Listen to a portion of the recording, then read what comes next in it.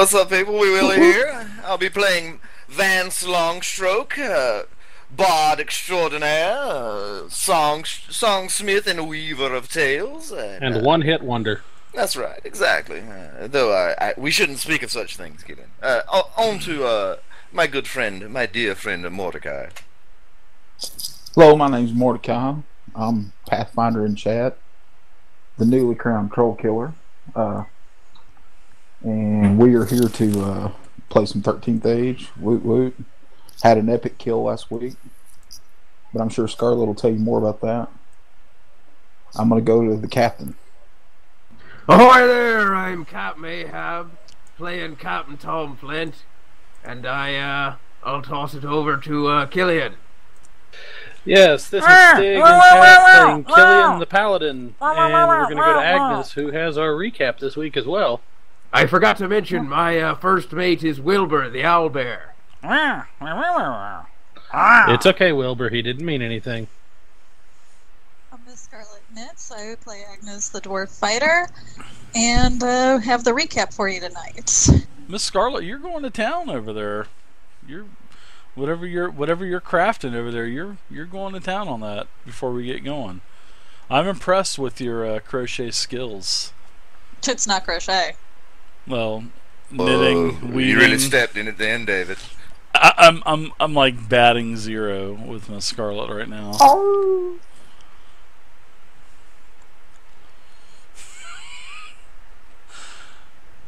Alright, our recap. The party acquired the White Ghost Shivers antitoxin. The word was sent that the Sahagwans entered town that day. Wilbur stayed in bed that day, feeling a little bit sicker than everyone else. The rest of us, minus Mordecai, went to the Oozing Eye and enjoyed the company of the Alehouse Drakes, though not so much the company of Proud Mary Crewman, the Salty Pete. You just messing with me. I'm trying to help you. Down, Pete. Let the lady speak. Shut up, Pete, before I cut your tongue out. That's my job. There, we also heard rumors that practically broke our dear captain. The Emerald Queen got into a large gun battle with orc ships.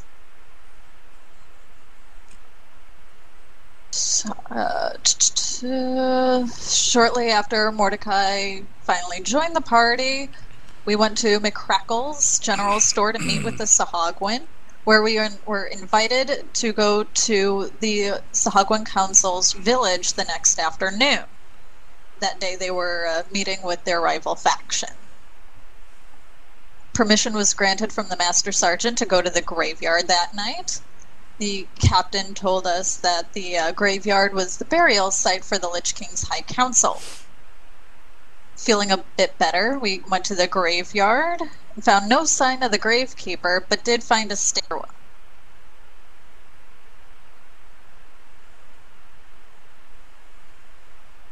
Following such, we hit an intersection. To the east was a bookcase filled with the Emperor's journals from Gastron's Point's beginnings, and a chamber with a sarcophagus from the First Age, bearing the name Ovia and the Lich King's mark. To the west, we awoke a group of Sturges, and after a battle, found a similar chamber to that on the east end. And now we return to Bullet, already in progress. Fantastic. Very nice. So how'd that strong arm go last week, Mordecai, when you walked right into the Master Sergeant's office last week and said, "Look, Battle, this is what's going to happen." It went exactly the way I intended it to. I do love how you basically slandered the captain from using the words of the Master Sergeant. That was good. Are you playing with a slinky? That's not a slinky. Yes, and the captain bought that line of bull manure, hook, line, and sinker, as I recall. Not the most perceptive chap, our dear captain, but I love him nonetheless. You guys are so awesome. All right, so we're going to In get the back meantime, on I'm going to roll my icon dies. Well, that's what we need to do. As you can see here, it is time. Everybody can go ahead and roll their icon relationship rolls. We'll see what happens. Hopefully you guys I rolled 3 2s, so I'm glad to see that. Yeah, look, I actually rolled something today. a 6 and a 5. Nicely done, Agnes. I rolled nothing.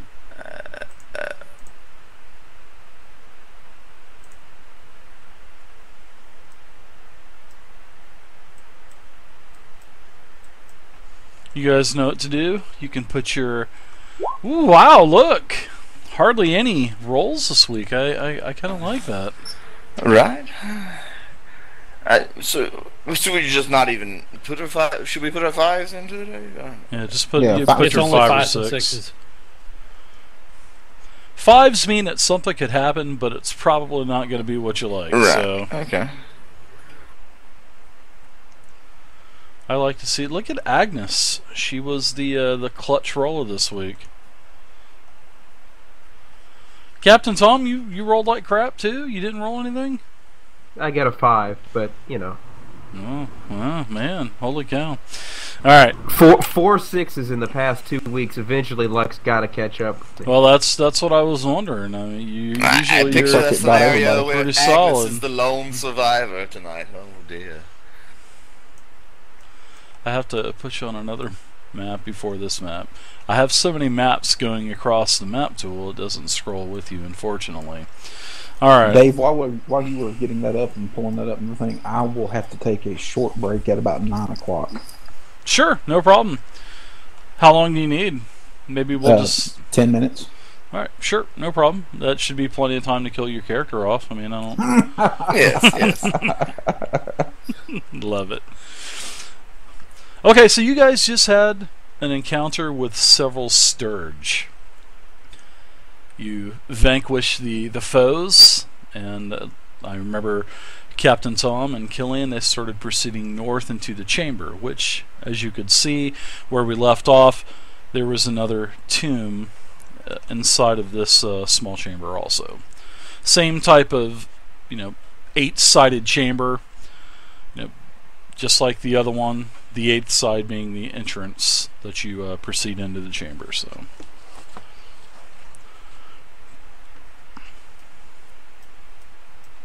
All right, Killian, are you going to inspect this chamber? You've already done us the favor of getting these beasts sucked on us, so at least you could do is look about, chap. A minor inconvenience. Okay. Say that when we're surrounded by all sorts of foul undead.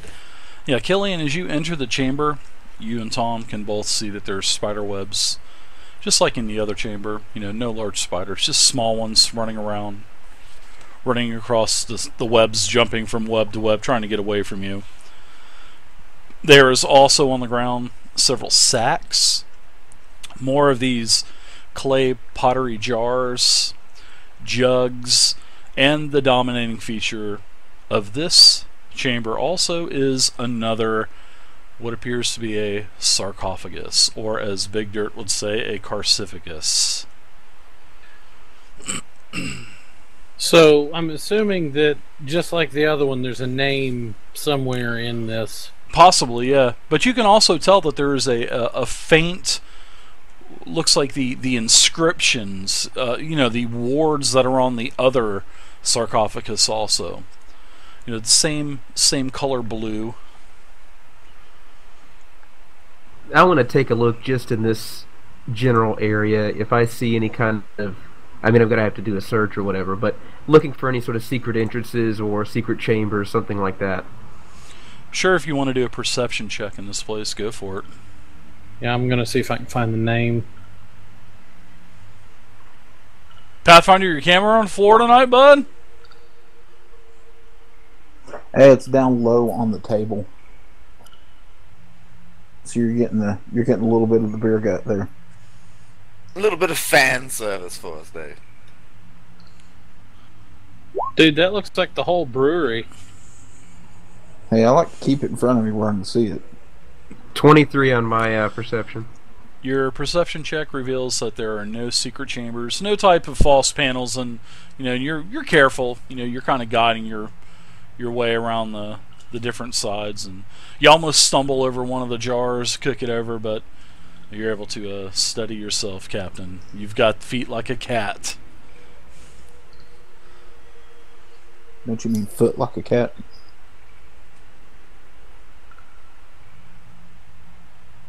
What do you guys think? What the devil is up there, Killian? What do you see, man?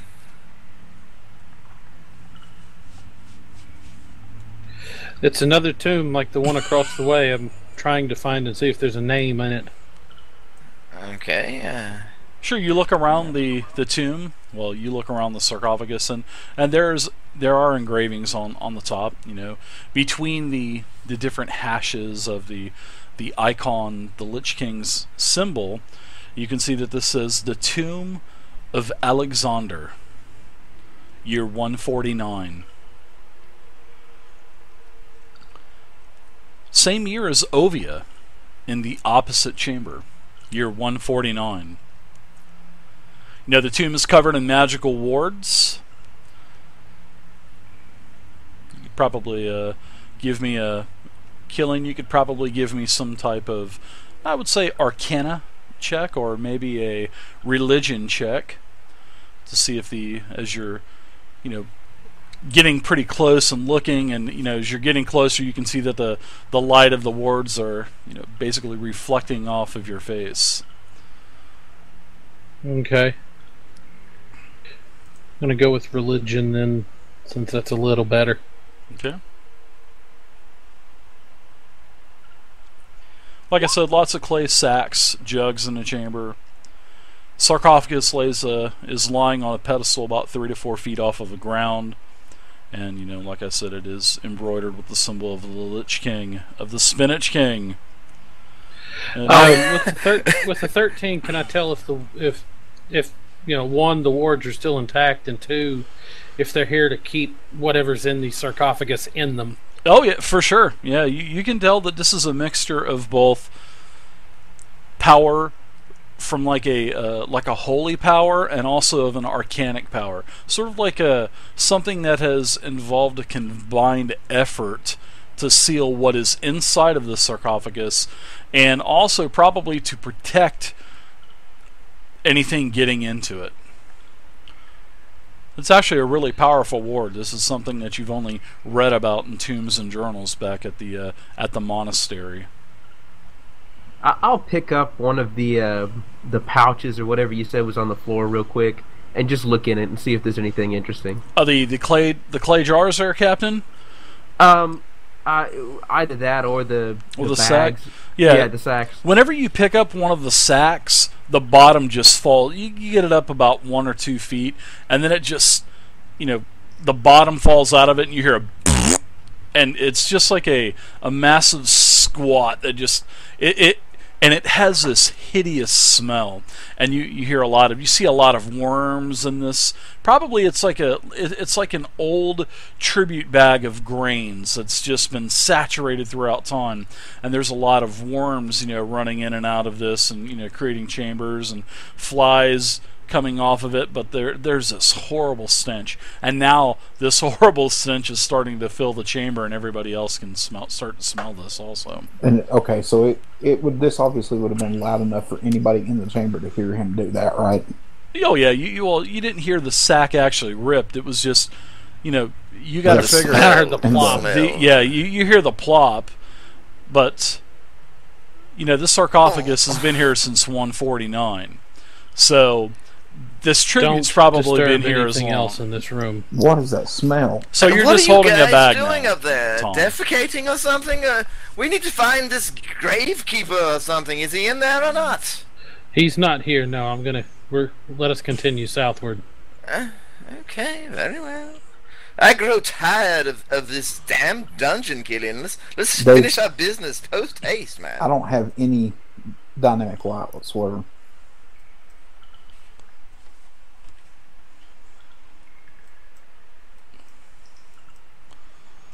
sir, because I believe that you do not have a torch lit. So you are Yeah, therefore... I lit a torch.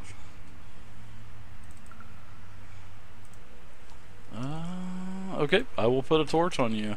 You had no lighting on you, so you were going off of the others. That should be better for you. Don't forget to take one of your torches off I'll of take it your out. sheet. Don't mind this big escalation die here. That means literally nothing. Just the mechanic of the game. There's another one here to the west. Actually, Dave, I remember lighting a torch, and I don't have one either.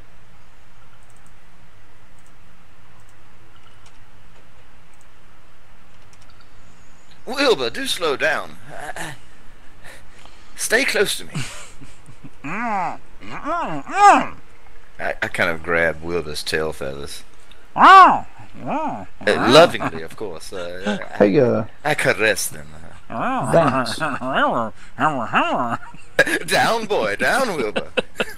Vance, do you have a quill and paper in your? Most certainly. Effect, An idea for a poem spring up in that steel trap that passes for your mind there, Mordecai? No, but would you please map this dungeon for us and get us a little Lord. map? Why must I be so put upon? First I'm your dagger sheath, and now I'm your cartographer. Man, you are stressing the bonds of friendship a little bit much. But yes, I will make a rough map. In here. Agnes, please, not just about such things. All right, I have my quill out. I'm mapping the place, Mordecai. Happy now? While the rogue and the bard are bickering over who's going to be the bigger coward at this, but no, I'm kidding. But while the rogue and the bard are bickering about this, I'm actually going to look for the next name in this tomb. So as you guys get to the intersection, you kind of maneuver yourself around the middle chamber there, and with the ceiling that has naturally caved in over time.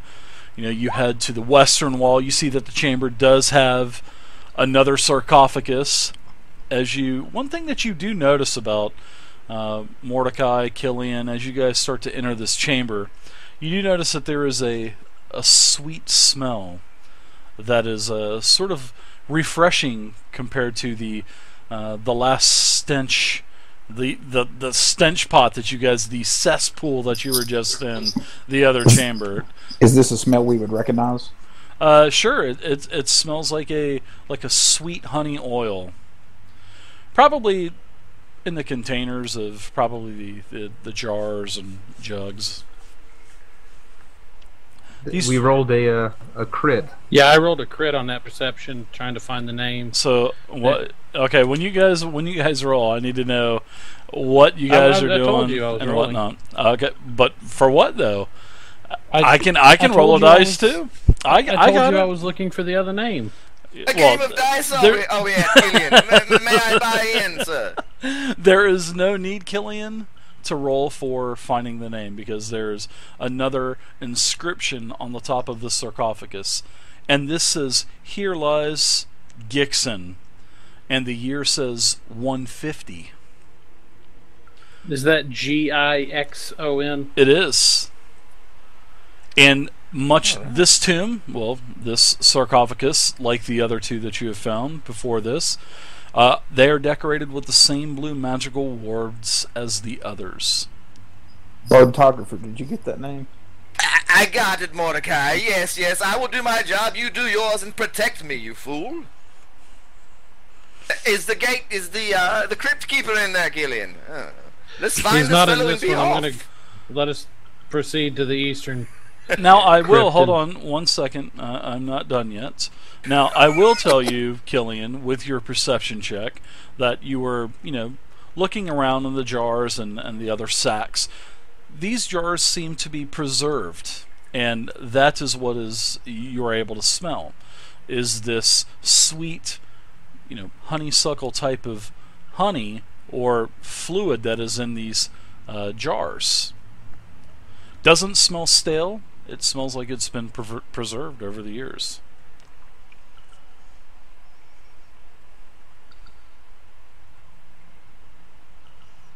Also, some of them have berries also. The berries don't look to be in too good a shape. but the liquid in most of the other jars are. Also, some you open up a couple of these jars. As you kind of open up the lid, you get a whiff. Oof, you know what's in there. Probably some type of salted or cured fish, because you can see the tail sticking up towards the top of the jar.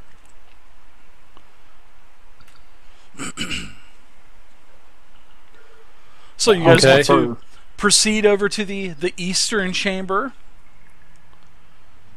You proceed over to the other chamber. Ladies first, Agnes. Yes. Ladies first. Killian, I don't know. I don't know how you feel, but I would prefer to look and not touch in these rooms.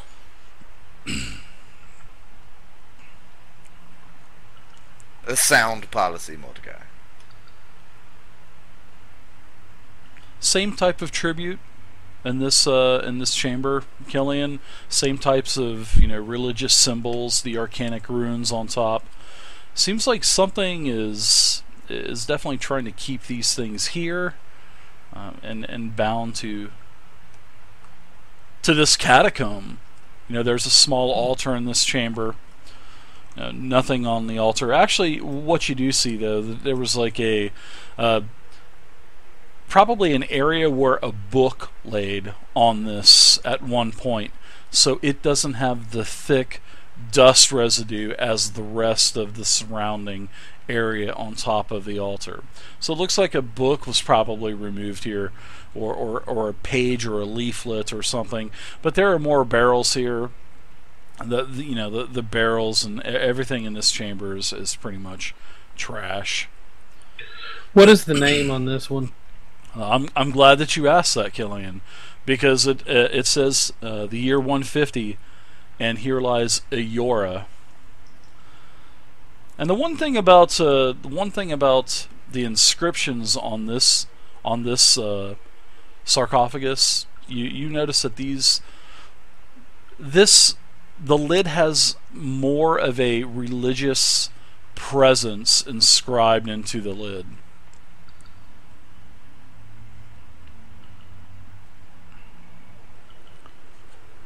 And you said the contents in this room are kind of like the first two, where they're kind of rotten and moldy, and yeah, pretty much. Yeah, and you guys are kind of checking them out. I don't know if you'd want to take a sip of that honey mead back in the other chamber. I don't know if you'd want to, take a sip of something a couple thousand years old. I should hope not. I'd much rather a glass of Ellis's fine elvish wine. If you catch my drift, Mordecai, let's be at it, man. I have a flask. Would you kindly indulge me and let me have a sip of that? Sure. Maybe it would bolster my spirits somewhat. Bolster your spirits. I take Mordecai's flask and draw deeply from it. Wait a minute. Back out of this one and start heading southward.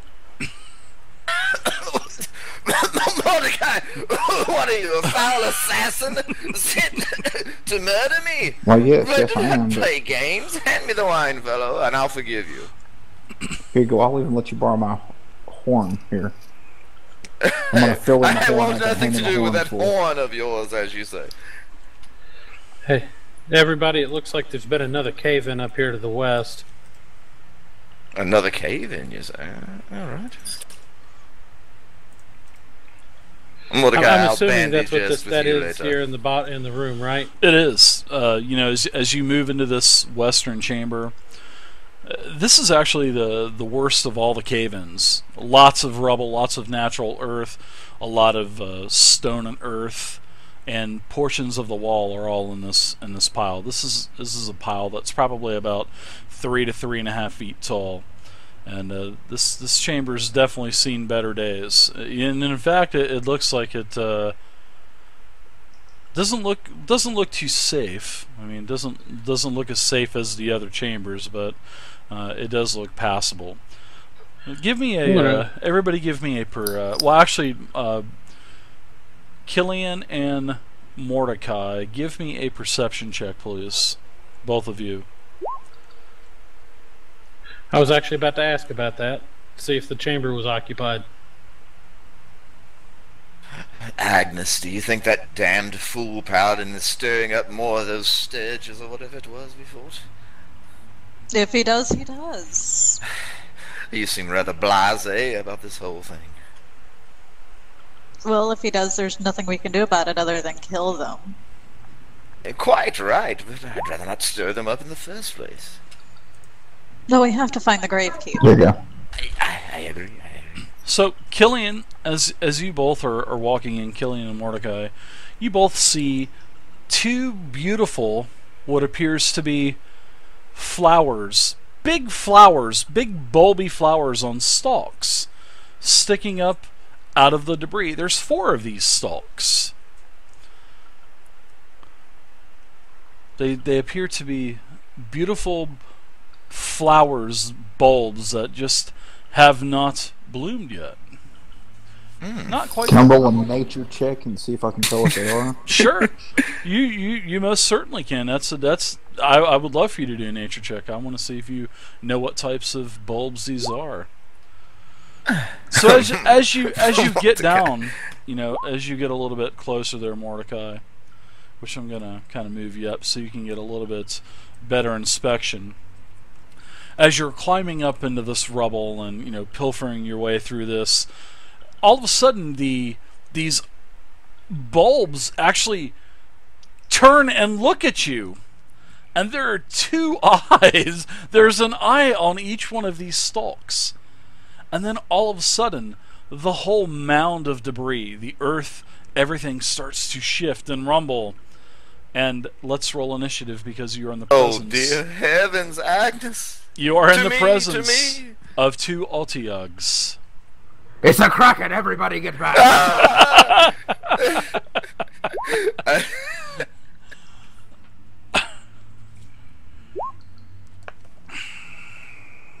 Nice crit, Agnes.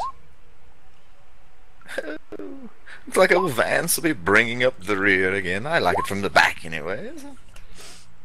That's what Martha said when she was behind you. Martha.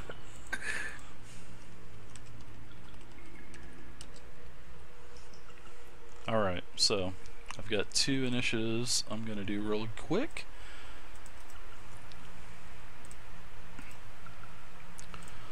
These are a very large creature. Both of these creatures take up the entire chamber almost. These things asses to elbows. Tower asses to elbows. My initiative didn't show up again. I don't know why this is happening. Don't forget, you can also roll twice. Oh, good point. Thank you.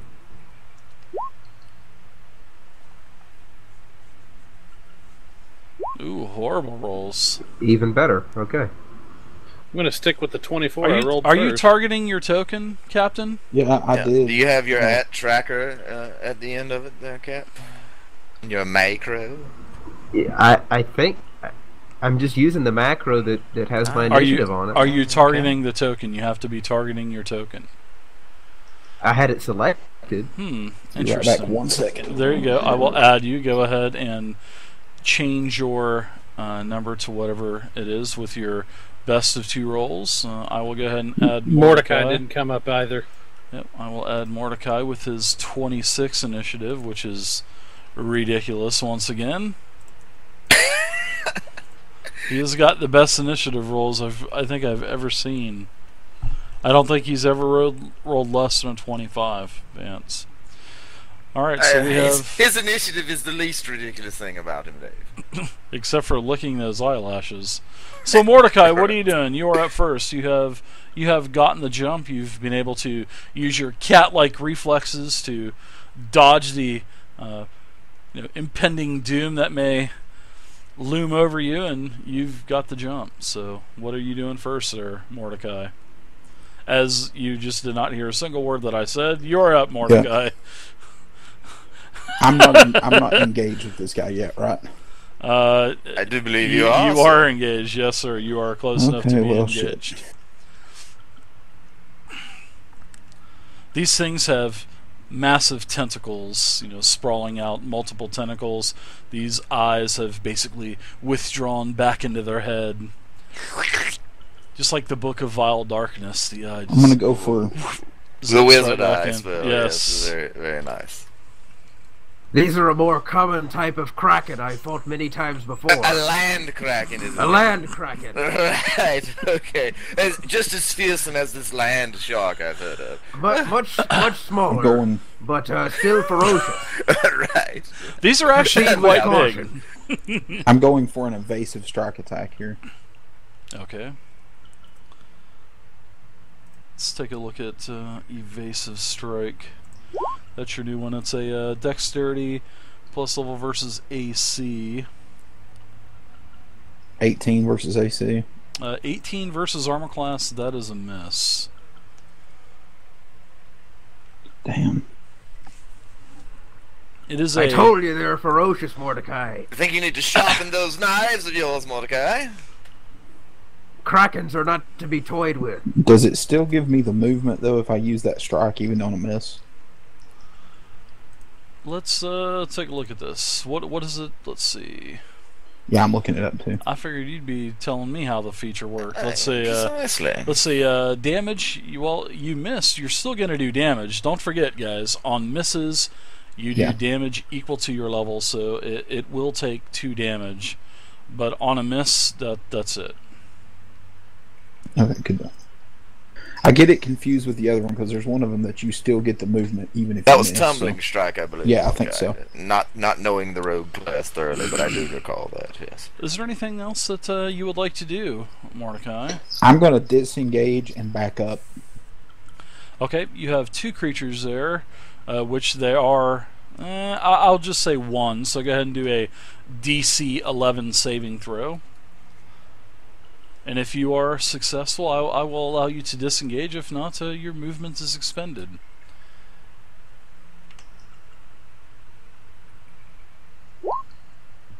You successfully disengage, so you can move up to the allotted movement. As this foul monstrosity looks like it's reaching out to you with one of its tentacles. Mordecai, wrong way, fellow. Wrong way. Don't show your back to the enemy. Fight! Fight till you die. Never turn your back on a kraken. They'll get you every time. Agnes. I've seen a fellow with 7 knives run from a fight. I'm disappointed, Mordecai. Shouldn't it be Killian? He has a 24 initiative. It's Yeah, called remember I'm a tactical human. retreat. I rolled That a is, 24 and a 23, and I kept the 24. Well, that's because I did not descend it, Killian. So yes, you are up, Killian. Please, Killian, by all means, attack. Or you can sit there and get on a knee and pray.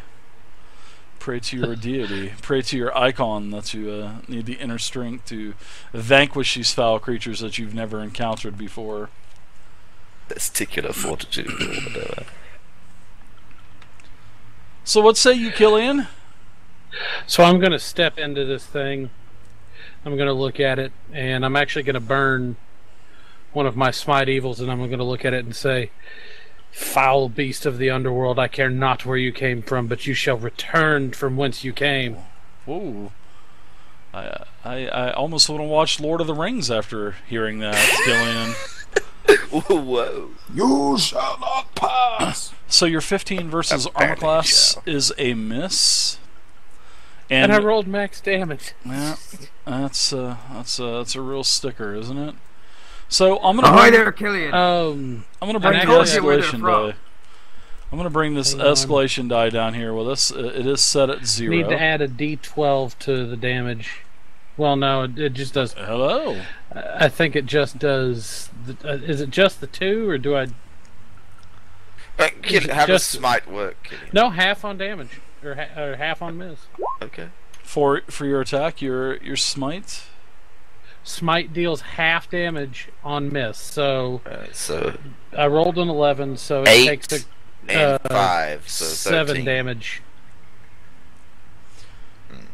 You rolled an 11, so it takes 5 damage, Killian. 13 damage. That's right. Add half. Add 1 to No, and 1 it's 12 to the level damage plus and roll. Yeah. Ah, yes. Yes. So 7 damage.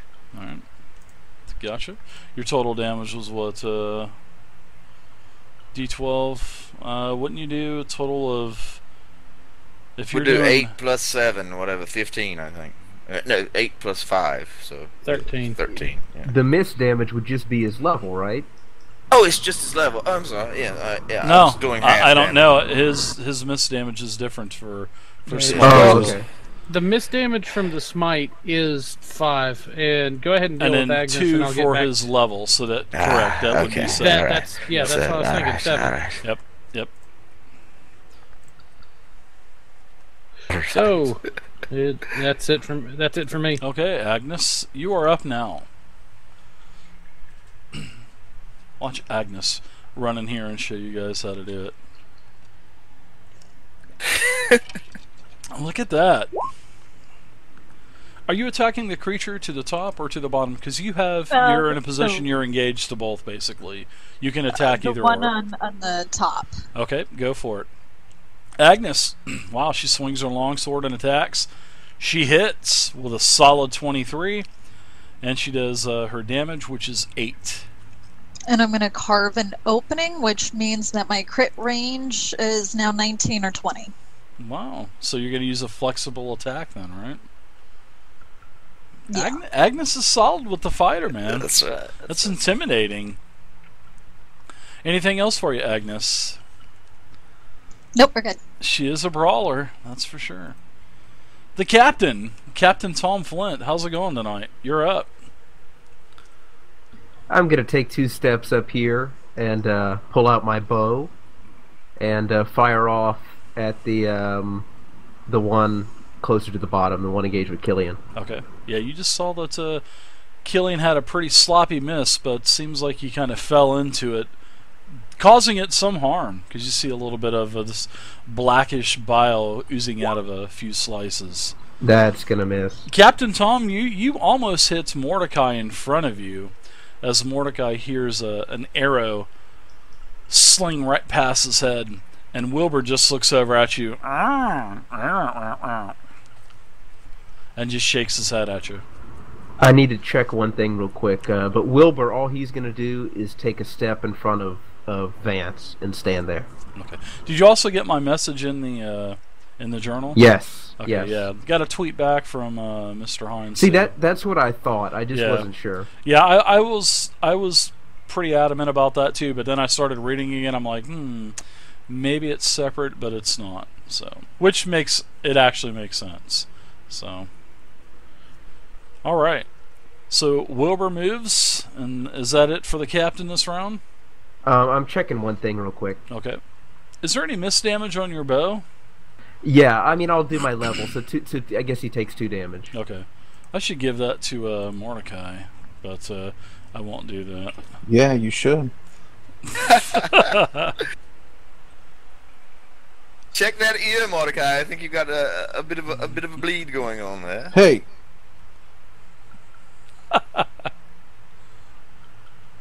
That Or- appears to okay. be some sort of low form of insult directed at you, Captain. What? Thank you. I'm done. So Okay. Otiug, however you want to say it. These Land tentacles, yes, these they actually do represent land krakens. That's for sure. They have multiple tentacles, and this first Otiug, the one that is engaged with our paladin Killian, slashes out with a couple of tentacles, and let's see if you are hit. This is an attack versus physical defense, by the way. Okay. Ooh, so I'm not even going to ask. So the first one is it slashes out at you for 23 versus physical defense. So you're going to take a... oh, wow. You're going to take a total of 5 damage from that. And the second slash from the second tentacle that is coming out. 27 versus physical defense for another 5. And that is it. Well, is it AC or physical defense? physical defense. He's attacking Physical defense. Yeah. That's crazy. Physical defense. I mean, that is Those are some high numbers. These yeah, I rolled a 15 and a 19, so... Captain, you seem to be going a little pale. I thought you were rather experienced in dealing with Kraken, my friend. Don't falter on me now. Buck up there. Oh, I'm rather experienced. That's why I'm here in the back.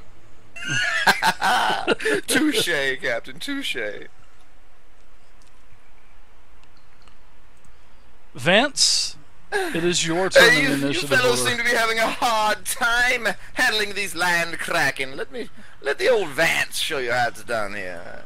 And so saying, I pull out my lute and start strumming my familiar tune now, a song of heroes, inspiring everyone.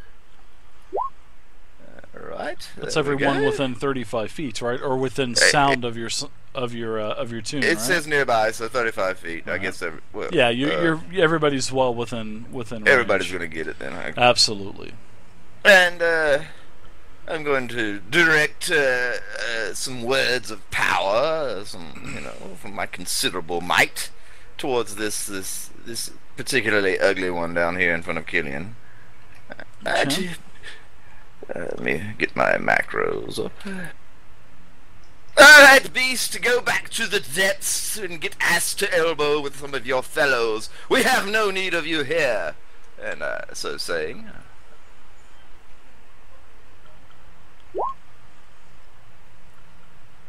It's MD, I don't know. A if that hits 14 versus magical defense, that is a hit. That's how it's done, fellows. Alright, I'm gonna roll some beautiful damage. I say I am, but is it going through on your end, Dave? Negative Ghost Rider.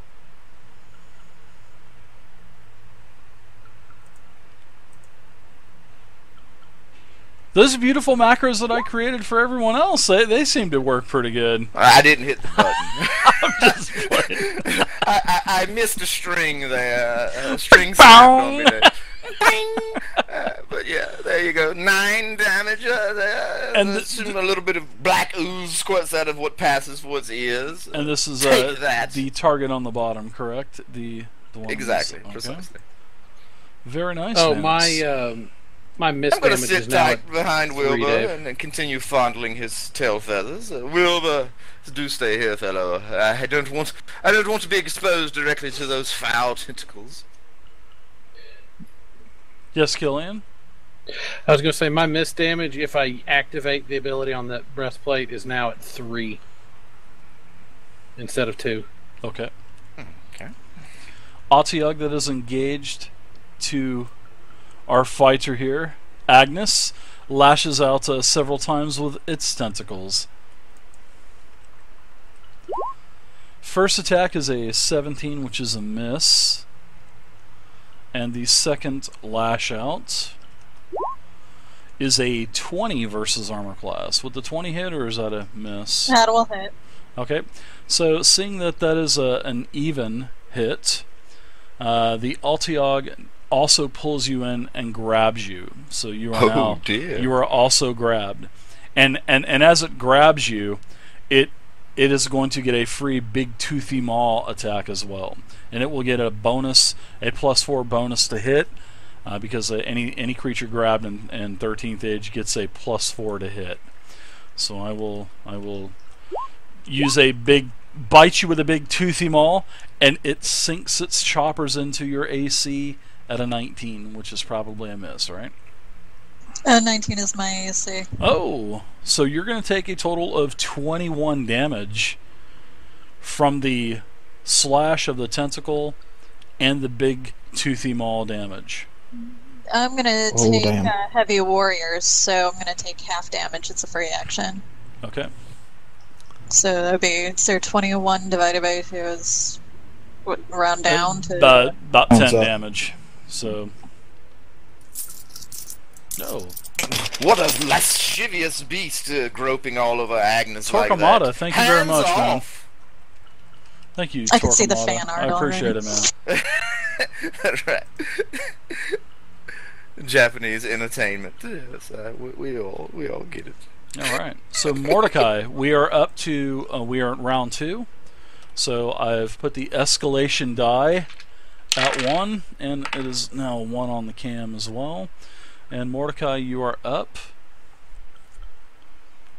Now, does he keep Agnes grabbed, the one that has her grabbed? Yes, Agnes is grabbed. So, do we have a grabbed condition? Let me. I use the net usually. But yeah, I think that's Yeah, I what. don't know how to put those on. Okay, just no click problem. your icon, and there's going to be 2 bubbles, a gear and a bubble. Click on the bubble. Yep, the bubble, and then there is a little net. Scroll down, 3rd line. There you go. You are grabbed. So you can escape from a grab, but you're going to have a massive penalty because you're grabbed. So, all right, Mordecai. I'm going to engage him for a sneak attack. Okay, so as you're running up, I'm going to go ahead and use a tentacle flail on you. So once per round, an Altia can make a grasping tentacles free action attack against a moving nearby creature. So as you're moving by, it lashes out with one of its tentacles on you. And that is a 27 versus physical defense. It hits you. You'll take a total of 5 damage. It is not an even roll, so you will not be grabbed.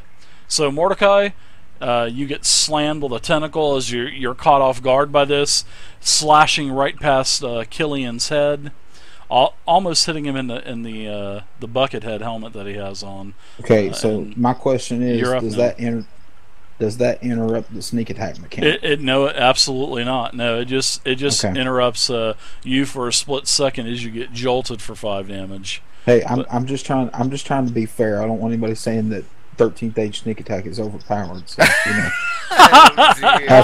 after that 37 damage that I hit last week, I don't want to hear that it's overpowered. I hope the God you do that on this thing. Then it might go to a staggered condition if you can do that. Oh, dear heavens.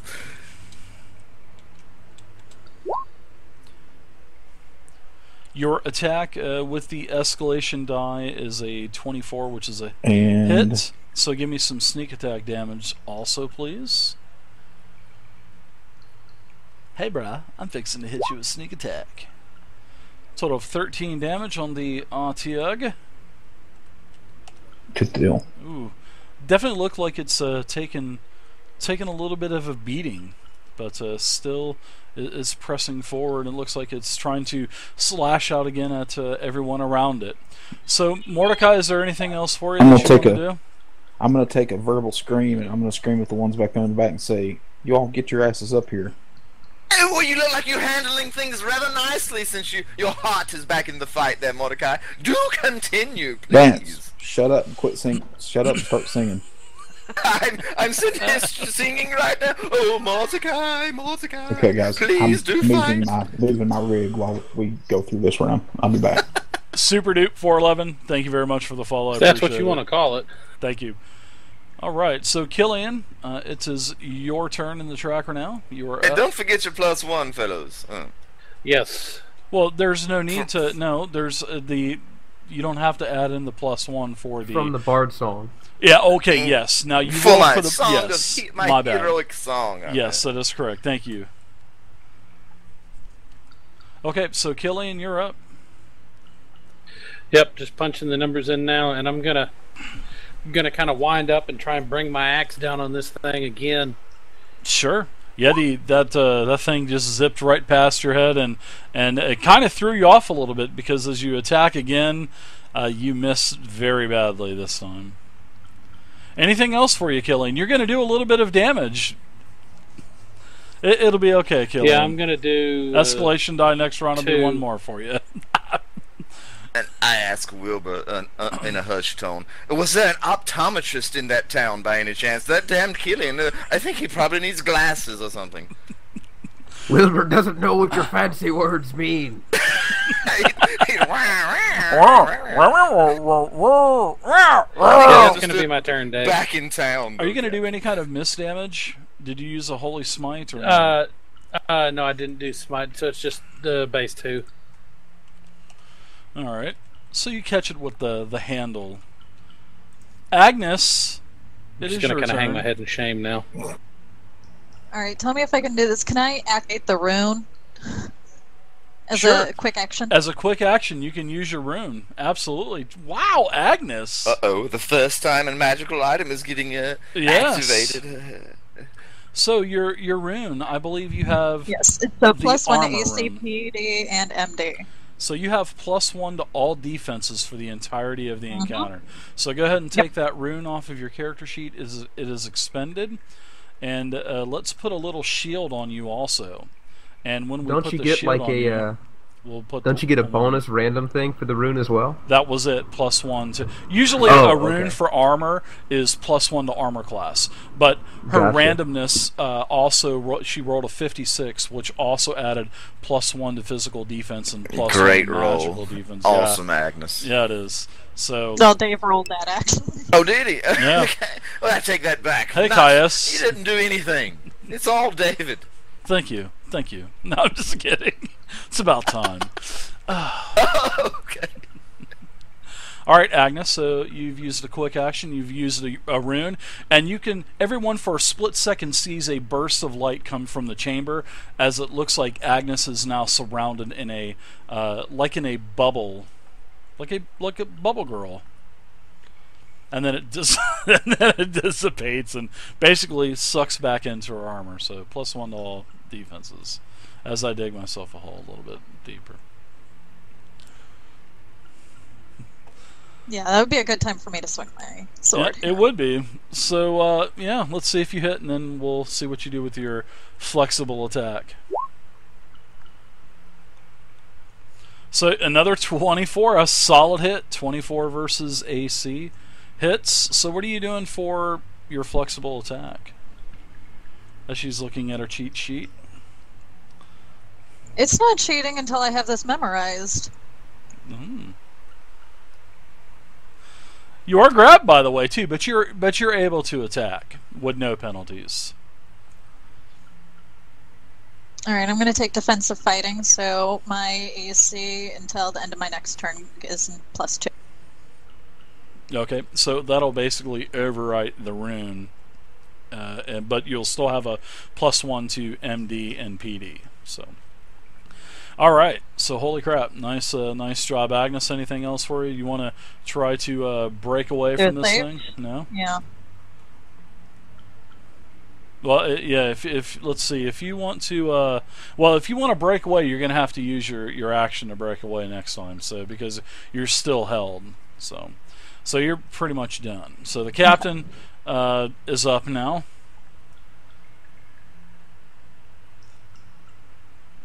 Okay. Seventh Austin, they're fighting I'm going to Otyugs. shoot an arrow at this one closest to the bottom here. Again, try The foul to. wretched Hey, demon that's aim away from me. yes.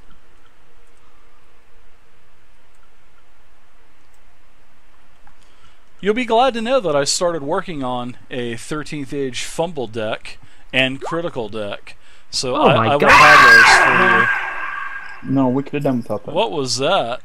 What in the heck was that? Some What in the random world? TeamSpeak troll. What was that?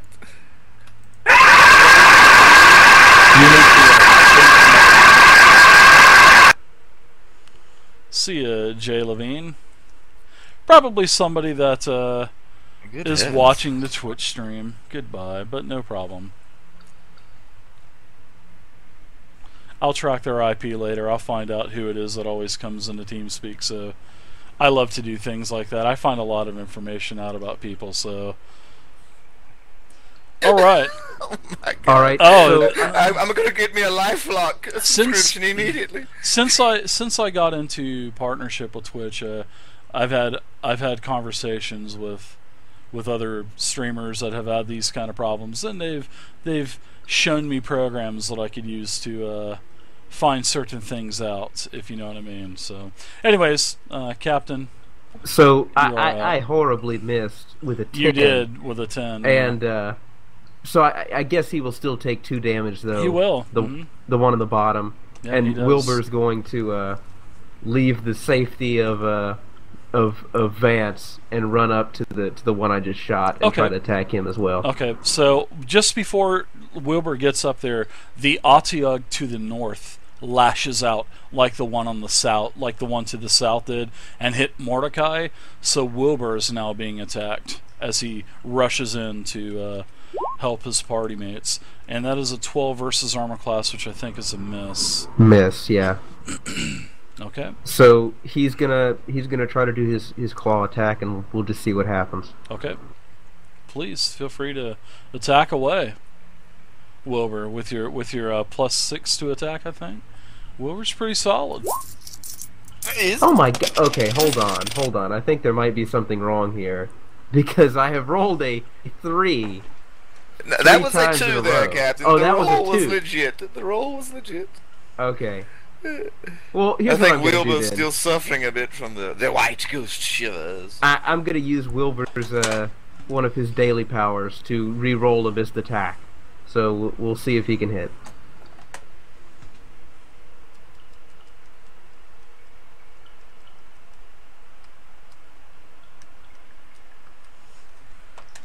Thank you again, Torquemada. I totally appreciate it. That's better. Clutch. So that is a 20 versus armor class, which is barely a hit. 14 damage there.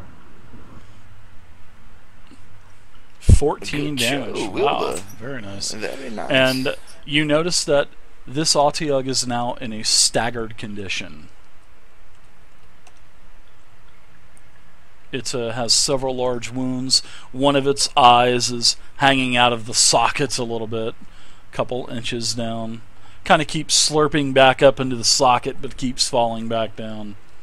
Wow, Runs, thanks so much, man. You don't have to do that. Seems man. Wilbur has more experience with the Kraken brawling Thanks, than man. you do, Captain. I appreciate it. Wilbur's brawled many krakens with me aboard the salty barnacle. Right. Otyugh to the south. Lashes out 2 attacks.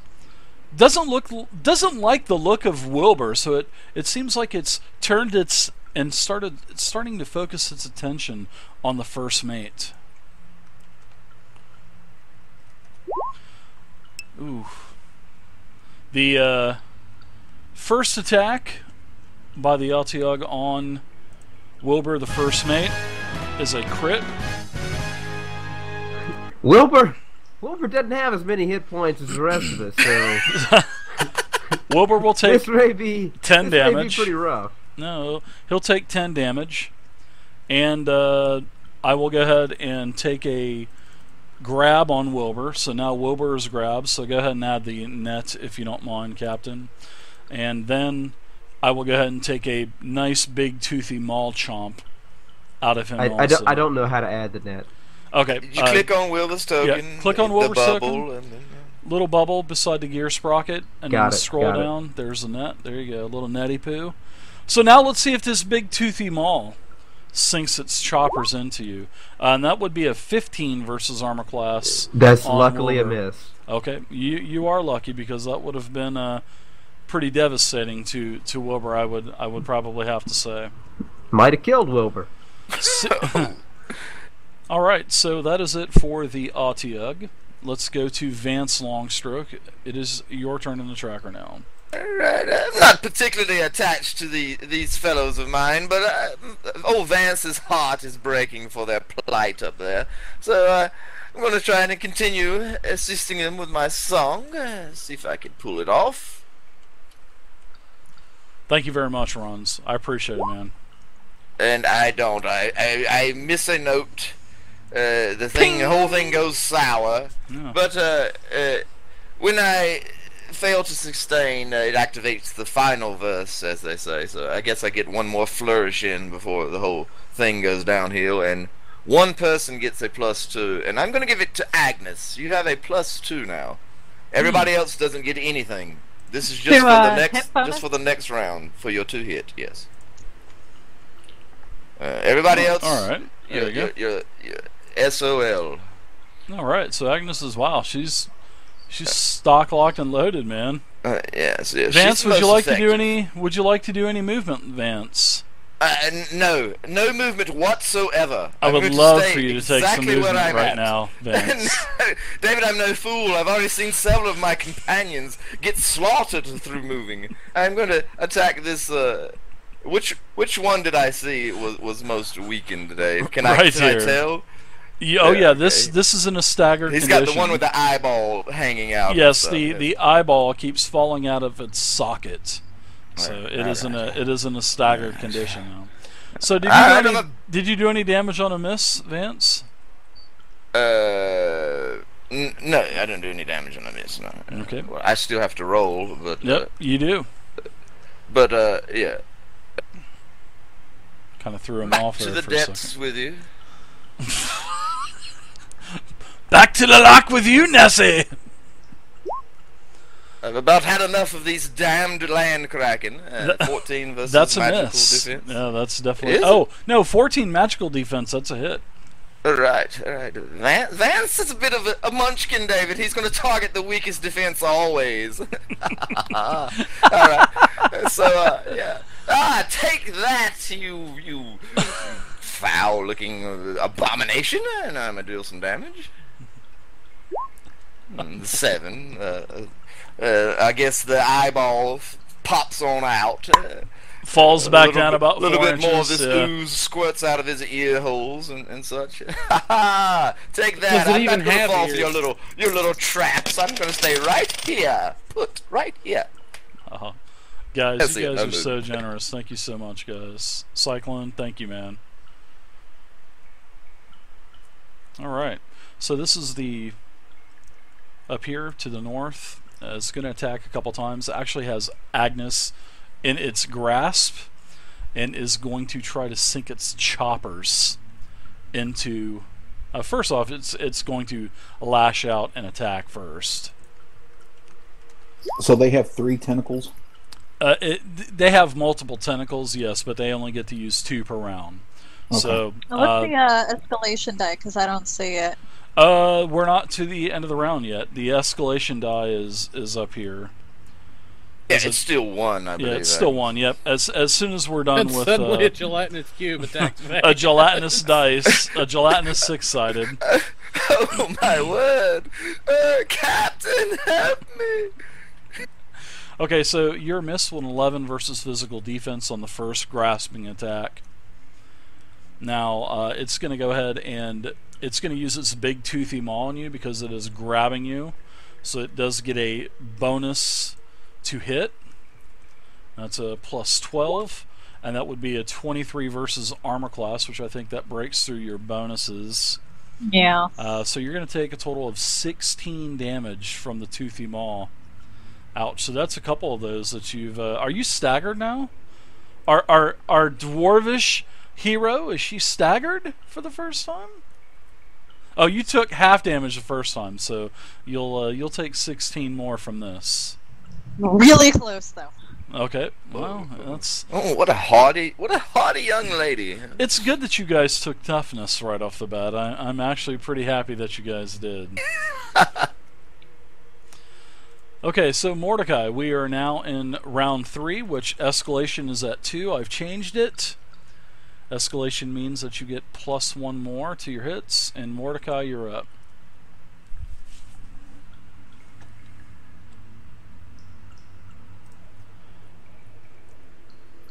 Well, it would help if I would push the talk button down before I started talking to you. That tends Cyclone, to, thank you so much, man. I appreciate it. Everybody else hearing what you're saying. Mordecai. Thank you so much, Cyclone.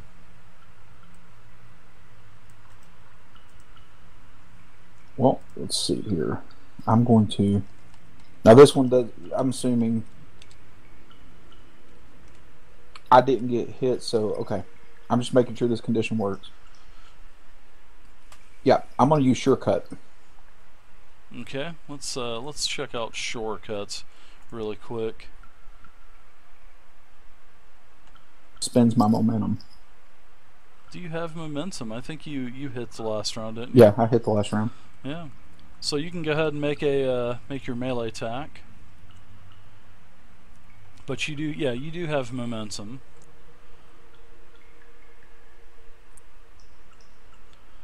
So let's see if you hit. And you'll get sneak attack also, if you do hit. No, thank you, Cyclone. I appreciate it, man. The 15 versus armor class is a miss, but however, I do see that on a miss, you're going to deal sneak attack damage plus damage equal to your level. So you're going to expend your momentum now, but you're still going to do sneak attack damage plus 2. So you're going to do Max a total damage. of 8. Very nice job. It's definitely one of its stalks falls off, but it can still get 2 attacks around from its tentacles. Mordecai, anything else for you? Would you like to, I'd love for you to move if you want to move. I'm good. Okay. Killian, our warrior of justice, The resident Mistmaster. Let's see if the +2 on the escalation die can help you out a little bit, bud. Go for it, old Hawkeye, I say sarcastically. Maybe Agnes can give a couple points of her 30s to you.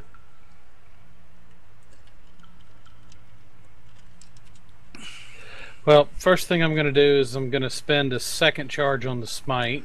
I like it. I like to hear that.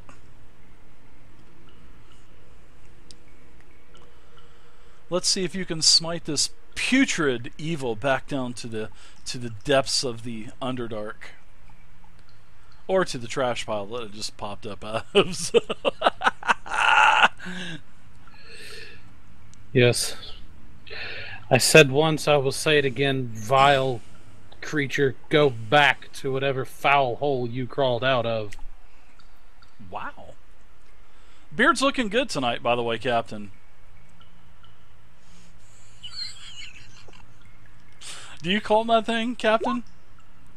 If I tried to comb this, it'd fall straight off. He means with the beard off, I believe. Killian, you miss again as Killian goes to pray. You see Killian miss, and then he seems to be praying to his icons. I'm actually also going to use the charge on the chess piece, so it's going to take an additional on top of the. It's going to take an additional 4 on top of the 2 from level and 4 from the miss on smite. So it's going to take a total of 10. Wow, on a miss. I see. You seem to be designed to miss there, Killian. I think we should. I think we should put more effort into actually hitting the damn things, fool.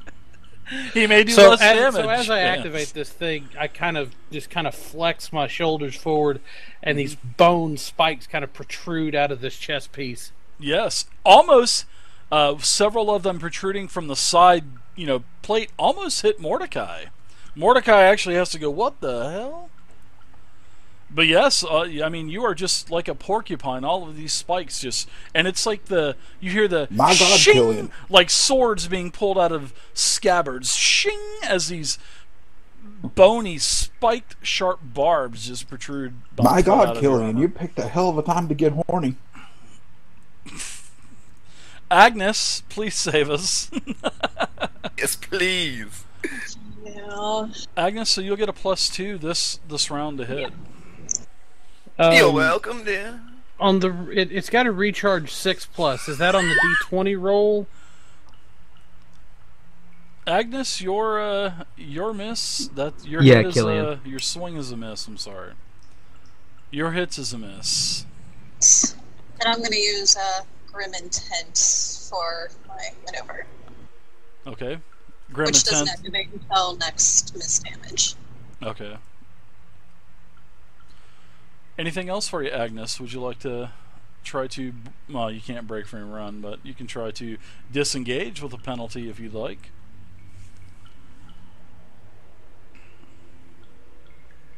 It would. Yes, Agnes, you seem to be rather enjoying it- these caresses of this Yes, beast. it Do is break trying free. to. It is, just caressing her all over and trying to pull her in even more. And actually, she breaks free of the strangle. That's nice. exactly what she needed. She had a +5 bonus, which was a 16 DC. So she breaks free of the. She's no longer held. So very nice, Agnes. I'll take the restrained off of you. The grabbed. So, the captain, you're up now. Third time's the charm for you, Captain, maybe. So, you see, that's what I'm thinking. And, my thought here is that the bow hasn't gone too well so far. And, this is all for the people anyway, so, we're about to drop the people's peg leg on this one up to the north. So you're going to... I'm going to move up there. Okay, so as you move up, it lashes out at you. Actually, both of them lash out at you and strike you with 2 tentacles. So the one to the bottom is a 14 versus physical defense. That's a miss. Okay, the second attack, which is the one that you are going to engage now, hits you with a 20 versus physical defense, so you will take 5 damage. Okay. So now you're engaged. And what fancy maneuver would you like to do there, Captain? Would you like to pull a triple Linden off of the wall again and plant your peg leg into the rough stone surface? That's the goal. The people's peg leg has to come off the top rope, so we've got to get some height up here. So I've got to do a sort of a run up the wall, absolutely, flip off the back of it, and try to kill this thing. Yeah. So I want to see you do a successful athletics check first for the jump, and then an acrobatics check for the tumble in midair, and then the attack roll. So all these called shots, they are pretty difficult. But hey, your peg leg almost gets stuck into the stone wall. That was such a great athletics jump. So you jump so well that you are able to perform your acrobatics maneuver, which I believe you are quite nimble and proficient quite nicely in that. So let's see what happens. Captain Tom, you do an amazing tumble. Let's see if you come down on top of the Otyugh with your peg leg, and let's see if you can penetrate into one of its eyes sockets. Boom, bark, bark, bark. 3 Dex. Thanks for the subscription. I appreciate it, Dex. And hello, Dex. Captain Tom, that is a beautiful man. And in fact, you do minimum damage, but I'm going to give you a damage bonus. So you're going to do 10 damage instead. Hey Dave, you need to make him a macro that just says the people's peg leg. He does have a peg leg but macro. The one that rolls both skill checks along with the attack. No, the checks all depend on circumstances. It depends on what he wants to do, yeah. So I'm going to give him a little damage bonus since he rolled minimum. I don't think he rolled snake eyes. I mean, he literally rolled 2 1s. Thank you, Dex. I appreciate it. So, you do some damage to the Otyugh. Very nice. So now it's still up though. Yes, the staggered Otyugh, it's now starting to flounder and flander inside of this, kicking up a lot of dust and moving the wood and other rocks around, and looks like it's going to lash out 1 tentacle at Wilbur. By the way, when I come down on this thing, and I want to see this. My peg leg sticking out of its head. I'm just going to sort of turn back around and point at Vance. And, that one's for the people. Very well, Captain. I commend your solidarity with the people, as we should say. The damn thing's still up, though.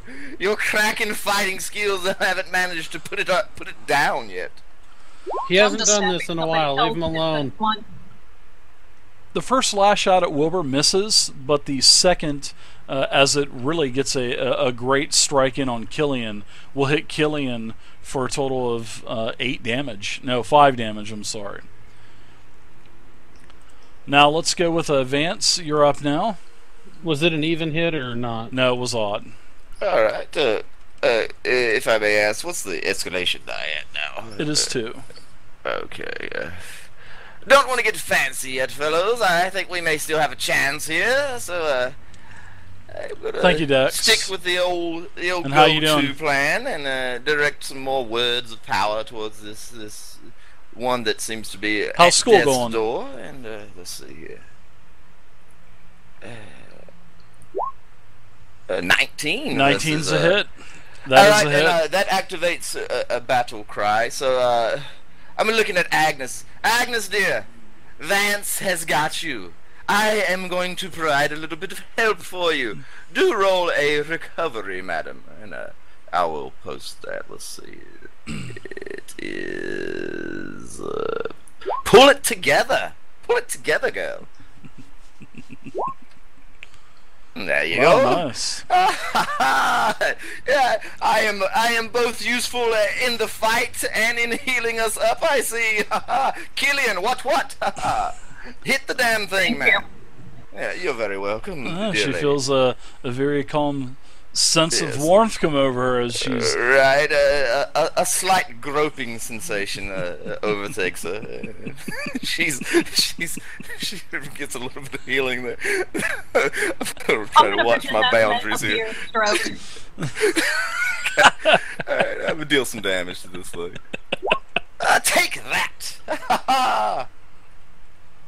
I don't know if that does it. It just a little more it shrugs it off. Squirts out of his eye. Oh Yeah. God, it shrugs it off. Oh no, I mean it does more damage to it, but it seems like it's starting to stagger, and it looks like it's on its last limbs, on its last legs now. Cap, I couldn't finish it off. I'm somewhat abashed here, but do slap that Killian fellow into making more of an effort, will you? Being healed, Torquemada. Alright, so the Otyugh that's up here lashes out twice. The first time attacks the captain for 23 versus physical defense. That is probably a hit. You're going to take 5 damage. The second lashes out at Agnes, and also same roll. You'll take 5 damage as well, 23 versus physical defense. No even rolls, so you will not be grabbed, and you will not have a big toothy maw chomp down into your flesh. So, alright, so now we're going to round 4. Escalation die is now at 3. I've changed it. Mordecai, you are back up. Everybody gets an additional +3 now. Straight cutlass sneak attack on him right here.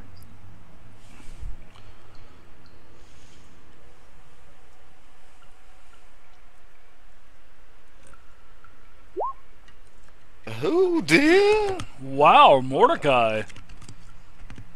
Raping strike. Wow. I'm actually really impressed with that. First off, I want to give you this. He rolled max damage for the rapier and min damage for the sneak attack. Yeah, that's what I'm talking about. You're going to do 32 damage for the actual crit. Mm-hmm. Because we're going to double it, and we're going to double that too. So you're going to do a total of 36 damage. Mechanic question. I remember reading something about in the crit section, something about tripling and quadrupling damage. What was that about? I can't remember. If they're doing like double damage, then you would quadruple it, or if they're doing something triple damage and then they crit, then it would be times 6 damage and stuff. So. Yeah. That's based on some sort of powers or something. Yeah. Like that, Mm-hmm. right, yeah. But no, I that's. just remember reading about it. Yep, you I definitely think read some of your correct. higher level powers, Agnes, I'm grant fairly you confident a that, higher multiplier. Yeah, that this. many hit points did that guy in. Yeah, you basically, as you sneak attack this thing, you lunged with such precision, you cut through its natural body armor, and you just shivved your way all the way through the internal organs as your daggers came out the opposite side, through the, I guess you could say, right out the ass end of the Otyugh. So the Otyugh As I cut basically through this explodes. thing, I slashed down through it. Yeah. The thing explodes. I said, "Vance, would you like a salad?" No, thank you, Mordecai. Not at the moment, sir. Unbelievable. Killian, you're up. Nice shot, Mordecai. Wow. I'm going to step in on the other one. I'm going to try and hit the damn thing. Have you hit anything yet tonight? Besides miss damage? Absolutely not. Well, hopefully your escalation die with a +3 bonus +3 donut can help you also. Yeah, the quantum roller's giving me the Cleveland Steamer right now. Whoa. Oh, the quantum roller. And it continues. You barely miss as one of its tentacles reaches out at you at the last second and pushes your sword away. And then Killian goes back to praying to his great worms. Agnes, you get no more I forgot +2 to mention hits, Agnes. so I will that take used that one of your off. recoveries too, as well. I don't know if I made that explicit. So Agnes, you swing with your longsword. You miss. Wilbur is no longer grabbed. The tentacle, does not have him grabbed anymore. So, And now my crit range is 18 to 20. Okay, sounds good. Anything else for you, Agnes, or are you pretty much done? Nope, that's it. Captain. I look straight at the Utyug and say, I am the most electrifying man in nautical entertainment, and I am about to lay the smack down. Oh my god. And let's go for the people's peg leg again. Okay. Actually, no. You follow up the people's peg leg with something normal. So we're just gonna strike with the cutlass. All right, so you pull your cutlass out and swing. Let's see if it lashes. Oh my gosh! I am the most electrifying man in nautical entertainment, and I'm about to lay the smack down. Nice shot there, Zeroing the Captain. eyebrow. So, Captain, How you do can a you tell total under of the hat? 28 damage to the Utyug with your crit.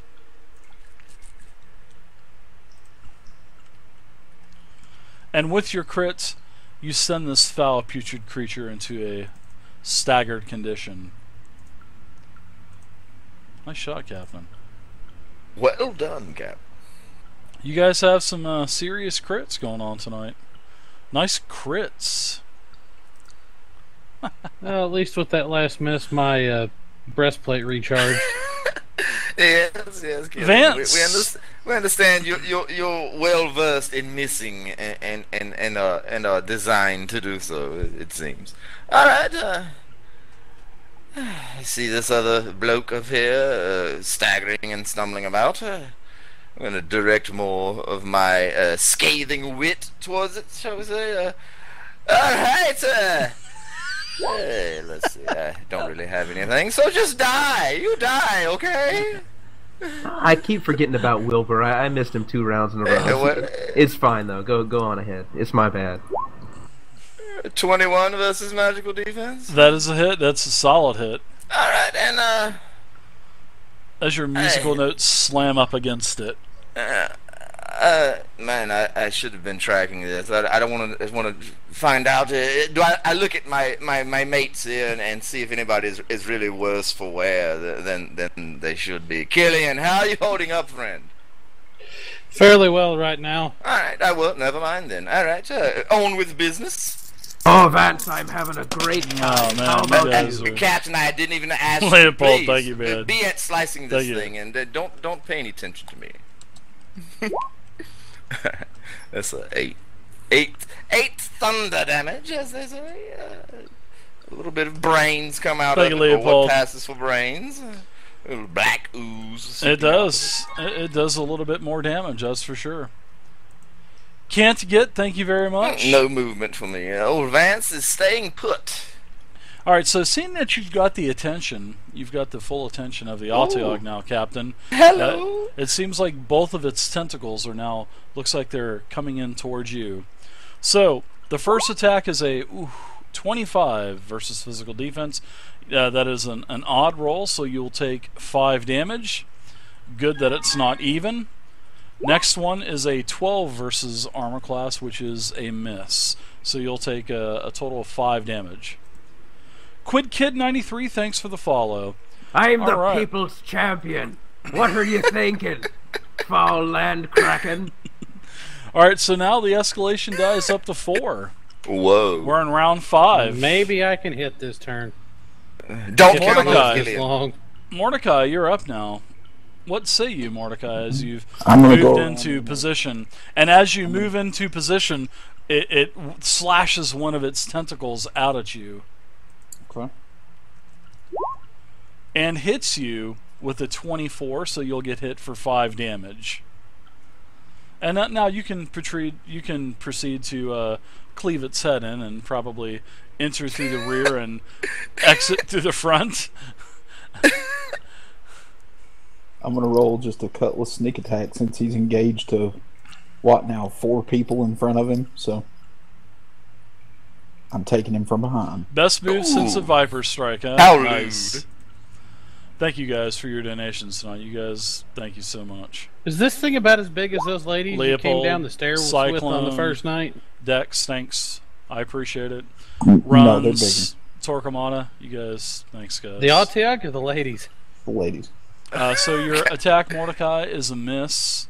However, you'll do some damage. How much are you going to do Yeah. for miss damage? Just level or? Yeah, just level. So 2. Okay. All right, gotcha.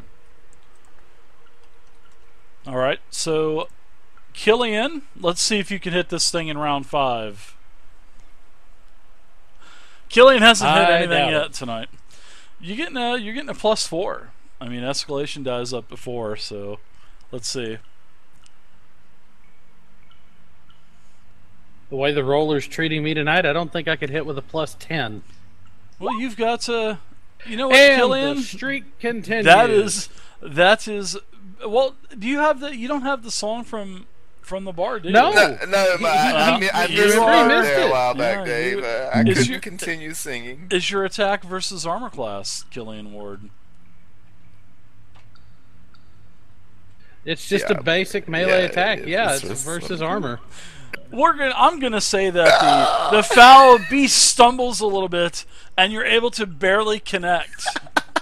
So go ahead, and we'll do some damage. We'll do 15 damage for you. Well, at that point, I'm also going to use the Paladin's Challenge, and I'm going to look at it and go, "Foul beast, you will face me and none other." as it growls towards you and looks like it's facing you now as you're challenging it.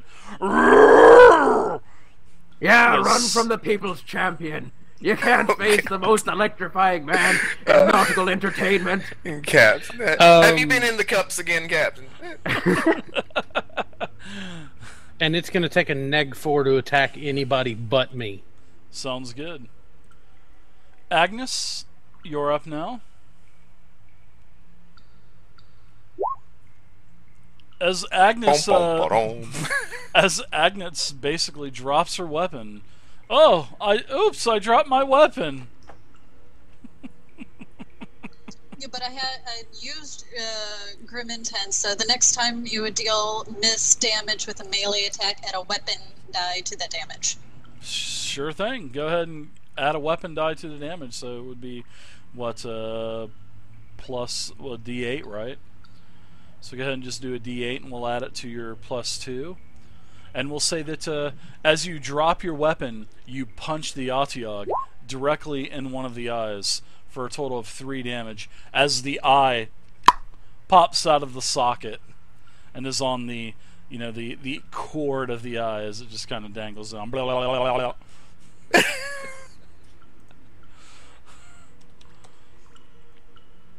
Captain, it is your turn, Captain. Wilbur, I've forgotten about you for a while now. Get in there and fight, matey.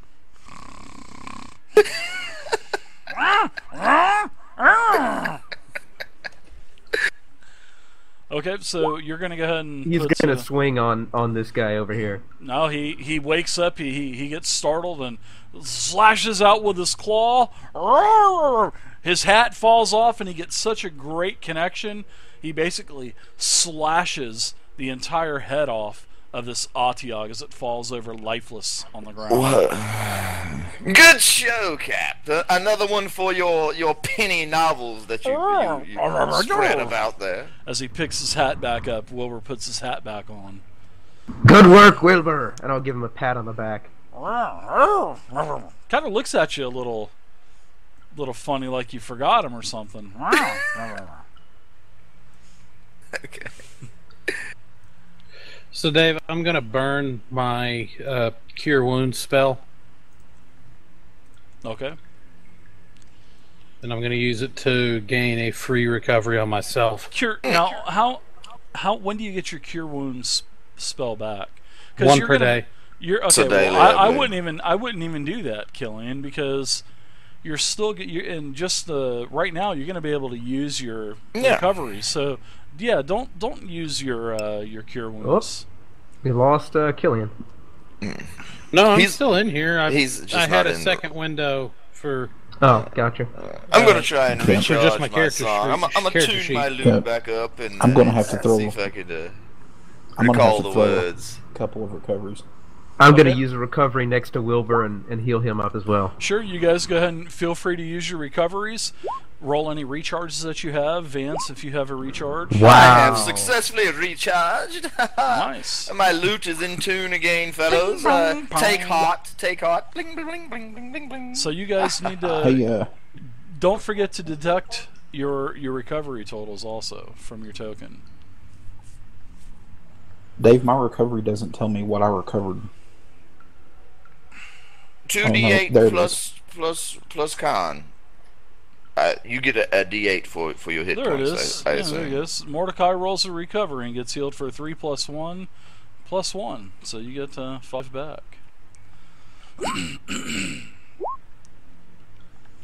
So there you guys go. You guys, looks like you guys are getting your recoveries taken care of. Everybody's feeling refreshed. I walk up.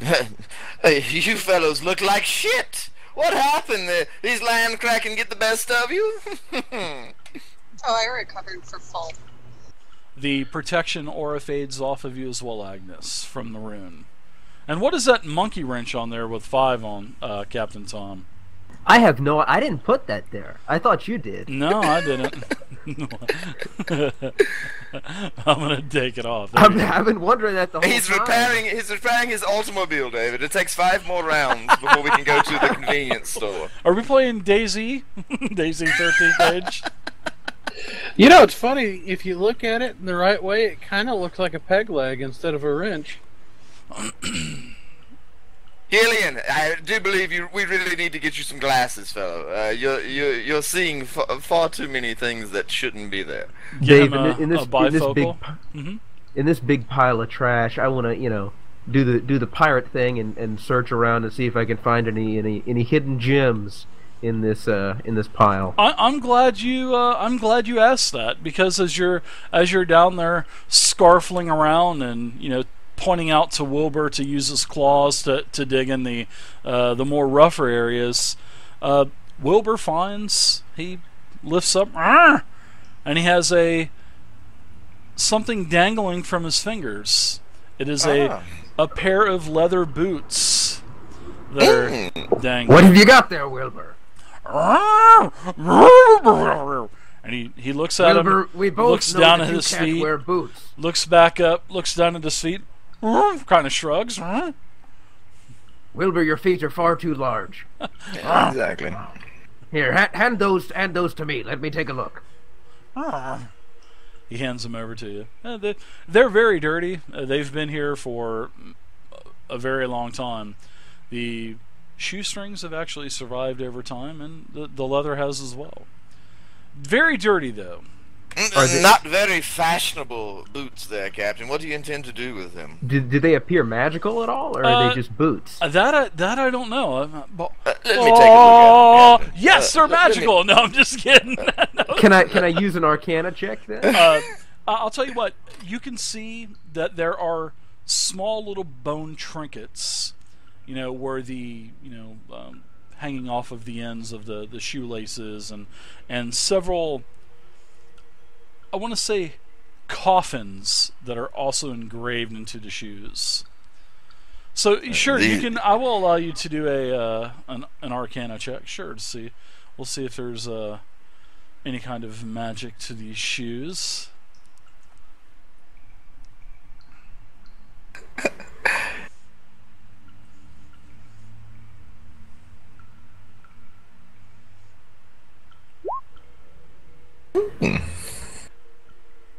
sense... Nice. Yeah, you definitely sense a magical presence coming from these boots, but it's not one that you like. We'll just put it that way.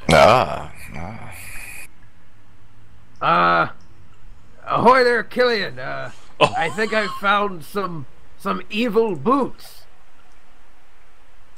Yeah, you definitely have a sense of a negative energy coming off of these boots. That's for sure. Well, I don't want to wear these because I've got nice boots already, and these make me sad. But you mean nice boot? I've got a very nice boot. Very, very good observation there, Mordecai. Oh, thank you so much. Oh my God! Perhaps we can sell them to someone who likes evil things, or Mr. Anonymous. You do whatever you want with them. They're no concern of mine. Would a religion check help me determine what or unreal, why, man. I should say, the evil presence is coming off of these boots? No, thank you so much, Mr. Anonymous, Mr. or Mrs. Anonymous. Unbelievable. I'm sorry about that. I just had a moment there for a second. I was saying, would a religion check, because he's told me these have like an evil aura about them, would a religion check help me to see why this is present? Sure, you can give me a religion check. Wow, thank you so much, whoever did that. That is so nice of you, so generous of you to do that. Damn. So, yes, you know that these do have... You can sense that the power from this is probably involving the Lich King, these shoes. Ooh. These should be returned to where you found them immediately. You don't think they're worth anything? Let's get in. I don't Find think us it's keepers. worth That's the the trouble pirate these coming out items of will Tom Flynn. cause. Are these worth anything? I love it. Will these boots cause us any harm by possessing them, Killian? What do you know of these things? I say drop it like it's hot. Thank you. The markings on them have some sort of involvement with the Lich King. Oh, that's fine. Some people like the Lich King. We can sell them to them. Right. They would definitely have a value, that's for sure. You would definitely know that. Killian, you don't worry about it. Here, I'll put them in my backpack, and we'll move on. Exactly. Then you are responsible for any trouble that comes of these items. I am fully responsible. Wow, that is crazy. I'm going to turn and just head south at this, just kind of shaking my head at that. Just Dave, what should I write down? Just Lich King's boots or something? Dirty boots. Yes. Dirty old boots? These are actually called the inscriptions that Killian was able to identify. These are called Gravewalker's shoes. Okay. And Killian was actually able to determine the power on these boots as well. And I'm going to show you guys really quickly. Now, you can see that basically the person who wears these shoes, when you move, and Killian was able to, sense this, and, he's read about different pairs of shoes, and they can come in all forms, for soldiers, for, people of the shadow like Mordecai. Now, when you move, everyone nearby feels basically a sudden chill come over them, and as if you're walking over a grave. Now, you're going to get a +2 bonus to AC against opportunity attacks provoked by movement, but the bonus is lost for the rest of the turn if one of the opportunity attacks hits. So if it hits, the first one hits, then you lose the power. And then as Killian, he's describing these shoes, that when you do wear these shoes, you will feel some type of disconcern, and you'll also probably make people feel uncomfortable while being around you within your presence. Well, they are perfect for you, Mordecai. I already feel extremely uncomfortable in your presence as it is. As he licks his eyebrows. Yes. Save that for your salty lasses. Thank you very much again. You Hi guys, there, Mordecai. thank you so much. If you think you might have a use for these boots, then Thank be you my guys. guest and put them on. But I'm not going to leave them here. We can I sell wonder them. if they're the proper size for them. Mordecai has If, his rather large feet. If the anonymous person wants to Well, you send know me what an they say email about through the raising big contact feet. button with your I don't even care email, what they I'll say. match it Captain, up on why don't you hold PayPal, on and then to I'll those? We award may your have a XP use for those discreetly later. if you want to do it that Will way. I have do, no problem will doing do. it that way. Okay. So just to let you know, Alright, so back to town then? I'll match up your email Do we want to continue We're on not this way, finished here or, yet. with the I- donation. I or know, check Gillian, out I what's on the jest. other side? Hook you up with points because I Let want you to us have finish them. this path first and see where it leads. And I won't say anything if you want to be All right, anonymous. lead I have on, no problem Killian. leaving you anonymous for sure. Thank you again. You guys are unbelievable. You guys are going to make me cry. All right. So what are you guys doing with these boots? Just going to kind of put them away? Are you going to put them on, or The I'm- captain I'm- put him in his satchel. He's Yeah, I've just got him keeping in my close, backpack. okay? Mordecai didn't want him. I don't know. Maybe So they're the not chamber goes suitable south. to him. The chamber definitely travels south. Yeah, that's where we actually headed. Well, Killian, it looks like a dead end.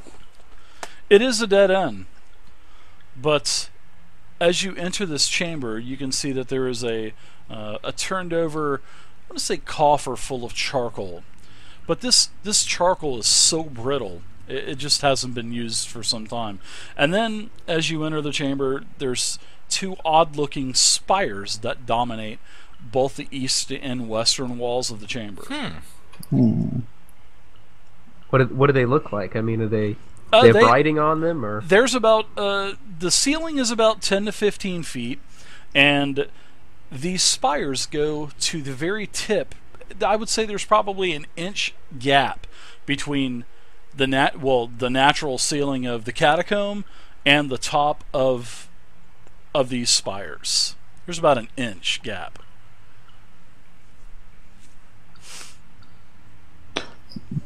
There's Yeah, looking at markings. these- There's all kinds of markings on these spires. All kinds of runes and looks like small little depictions of all Looking- kinds of different things. Looking at these spires, Dave, can I roll a perception check or something to see if there's like a hidden passageway or door around these? Sure, if you want to check all the walls, sure, you can scour all the walls. You can shimmy your way behind the spires without tipping them over, sure. So you know, whoa, something exploded. Holy crap. Did you guys hear that? no? Wow, something No. exploded. Holy shit. So, yeah, Maybe they're Mordecai, firing off a rocket or something. no, it would be rumbling. But no, you Yeah. don't see anything. No false I walls, flunked. nothing like that. Yeah. Well, you don't know if you flunked. You just don't see anything. Right. Dave, I'm going to step a little bit farther into the room, and I'm actually going to roll a religion check to see what the purpose of this room was. Okay, sure.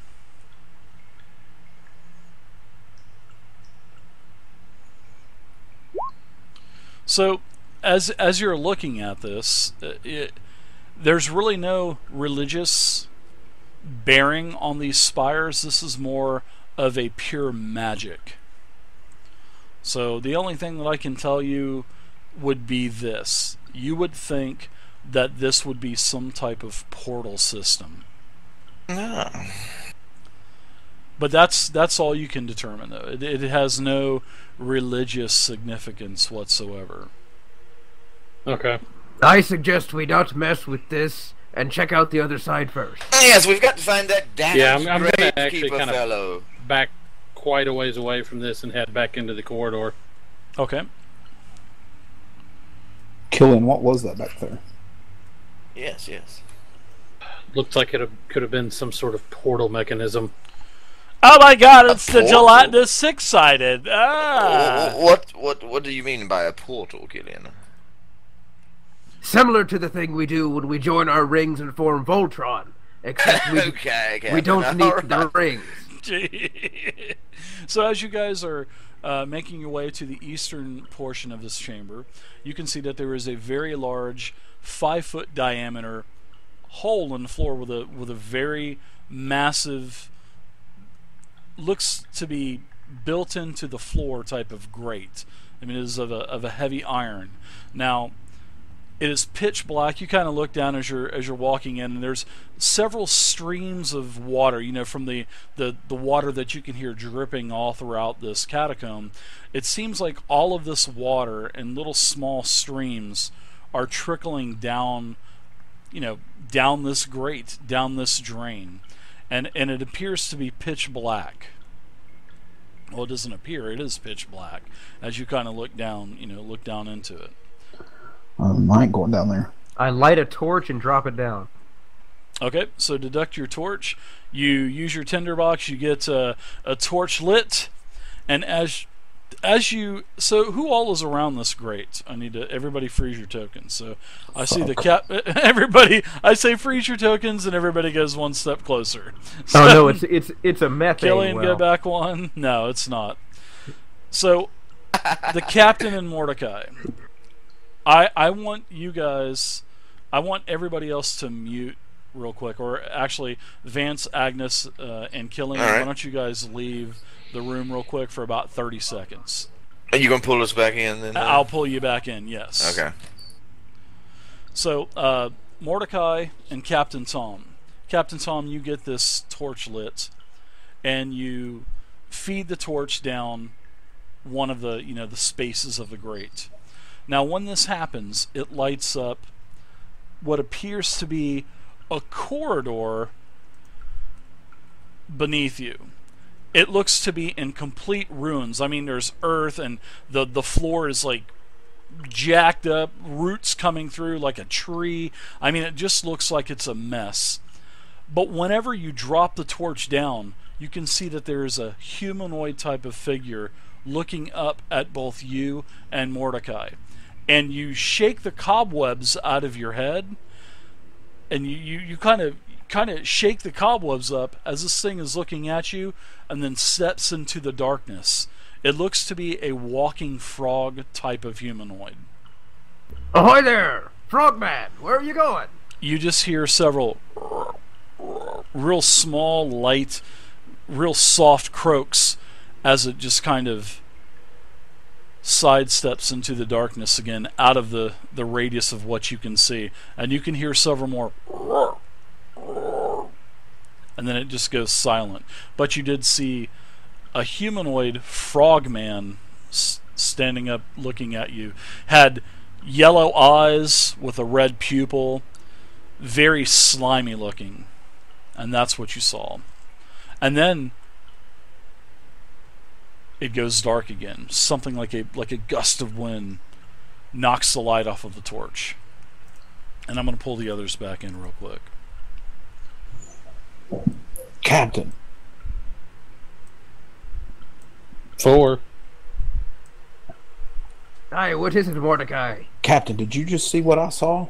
I saw him, yes. What the devil are you blokes talking about here?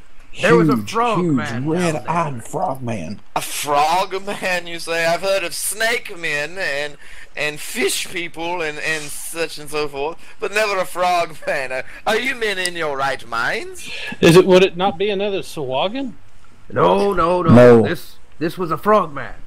What, do you have like a man's face and a frog's body, or No, like a frog's face and a man's body? With frog legs and flippers. Okay. And he made little croaking sounds. Yeah, he was slimy. Indeed. But when I said, ahoy there, frogman, he ran away. Hopped away by your description, I would think. Aye. Okay, Captain. There also appears to be some sort of ruined corridor down below us. Yes. Captain, I have concerns with the... Where was the frogman? Down in this drain or whatever the devil it is here? Aye. I have concerns with the ruined state of that corridor, and the fact that Killian spoke of this. Killian, what was it that you called it? You called it a living dungeon? Yes. But that's miles away, though, from what Killian said that the crackle conveyed to him. That's all up in the Sahagan country or whatnot. But beneath here, there is all kinds of root systems and tree roots and... Hey, this door just locked. What? What The do you door mean? locked. Oh, I which just door, heard a Kenny? lock shift inside this Throwing door. him for a loop. I love it. Is there somebody on the other side? Listen at Well, the what door, are we man. waiting for? It's probably the frogman. Well, it could be this damned gravekeeper who's somewhat absent in his Captain. duties. Thank you, Captain, MP. why I don't you give appreciate that door it. the people's peg leg? Why doesn't the rogue come up here and pick the lock? Everybody stand behind me. Wait, Captain, let me see if I can pick the lock. Yeah, there you go, Mordecai. Stand by Thinking me again. as the door explodes with a fireball encrusted rune. First, It's too late, Mordecai. Stand out of the way. Just kidding. Just go ahead. Go ahead, Mordecai. as soon as I can find my trap sense macro.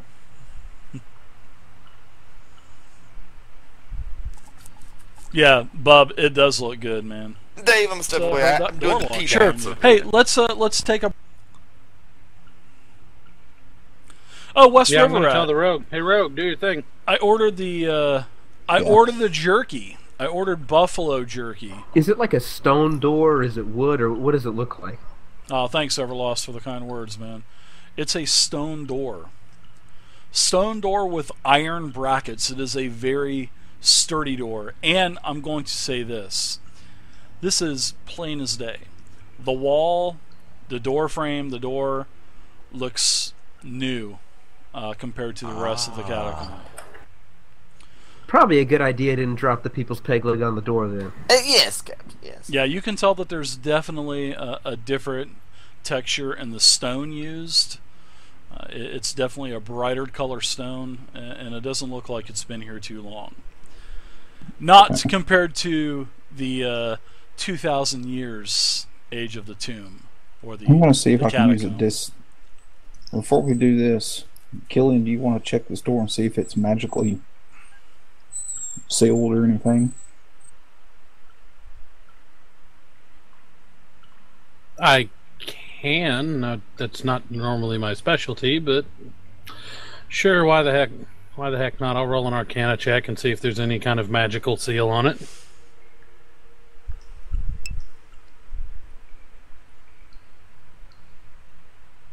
Oh, they did, Wes, but no, don't worry about it, dude. Don't worry about it at all, man. I got it. I took care of it, dude. You don't sense that there's any magic bound to this door. You know, there's no visible magic runes or anything. Okay. Mechanical, you're not able to tell. You have no clue about mechanical.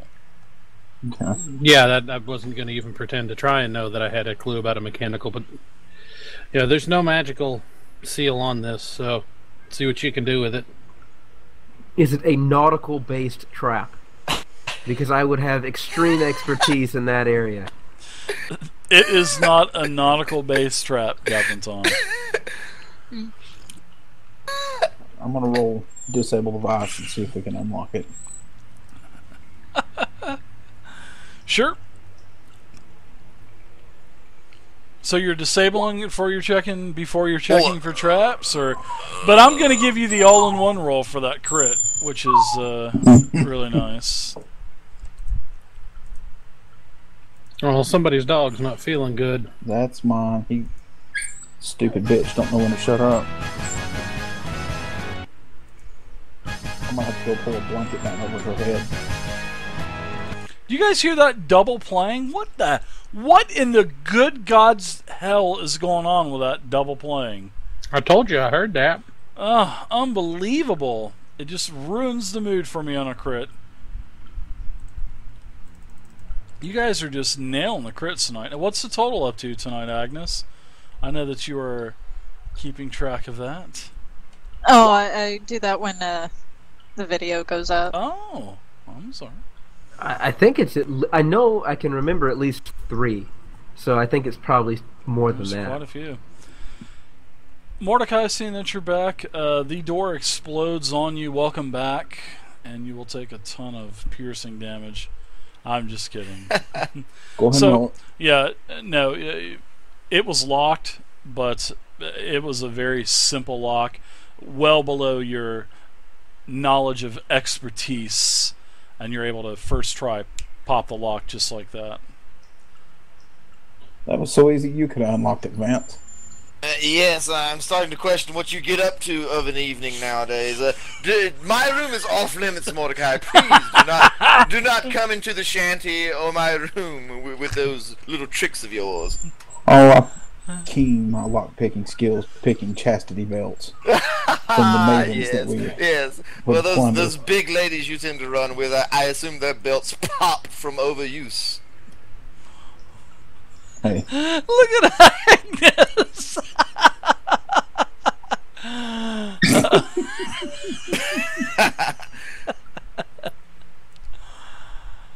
Oh mercy! So what? What are you doing there, Pathfinder? Get that door open, Mordecai. I'm going I've got to to go talk to these frog people.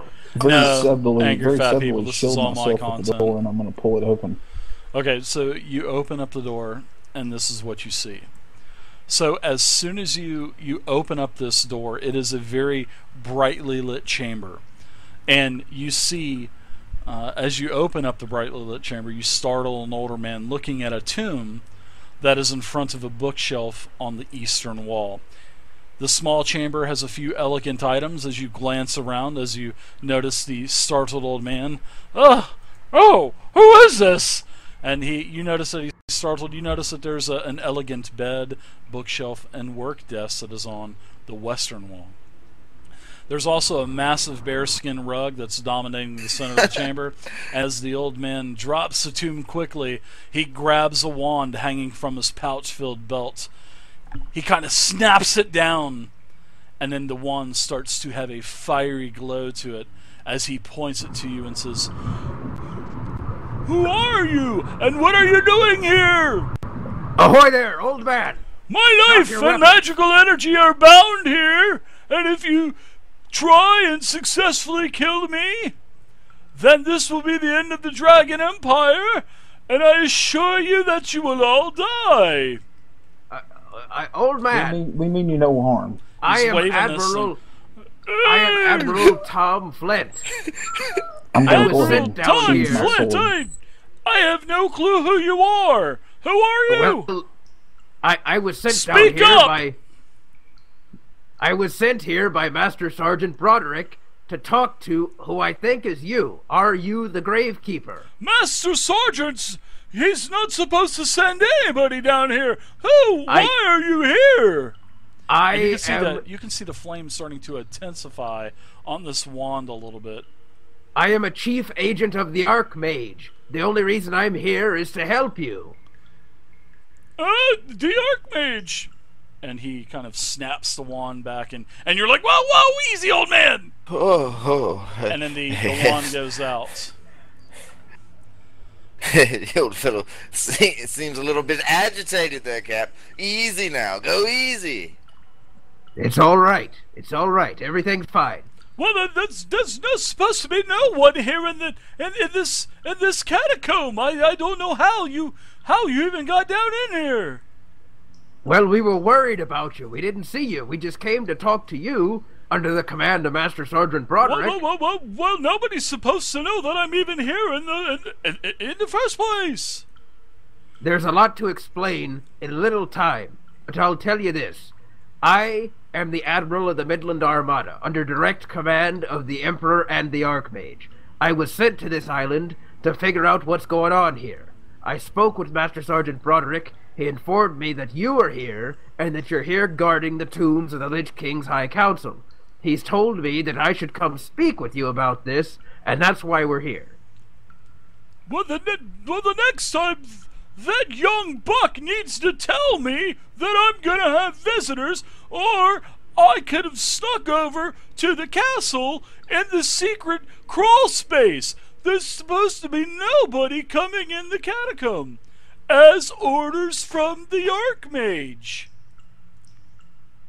Yes, we quite understand your position here, sir. I We don't were think just anyone meaning- understands the significance of this trust us, catacomb. we do, sir. We do. We know the gravity of your position, shall we say? And we were just coming to check on you and make sure you didn't need any assistance. Or Check anything. on me. I am fine. And who are you? Where do you come from with your weird common accent. Where do you come from? Where I hail from is the Elven Woods. It's the Queen's Woods, shall we say. Never trust those pointy ears, I tell you. Never trust the pointy ears. I am only a half-elf, sir. Most of me, the better part of me is human, I assure you. Unfortunate for you, I see. Yes, quite. My life is a string of tragedies. But on to more pertinent issues. Come in. Come in. Now that you're here, please, everyone, come in.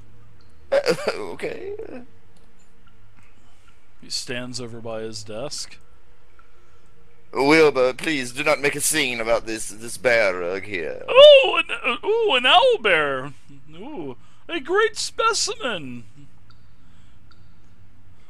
Specimen. Are you going to let me have him as a throw rug for my floor as well? No, this is my first mate. Yes. This is the captain's life partner, sir. Your first mate? This creature of the depths of the Underdark, that creeps and stalks in the forest with the elves. You traveled with this beast?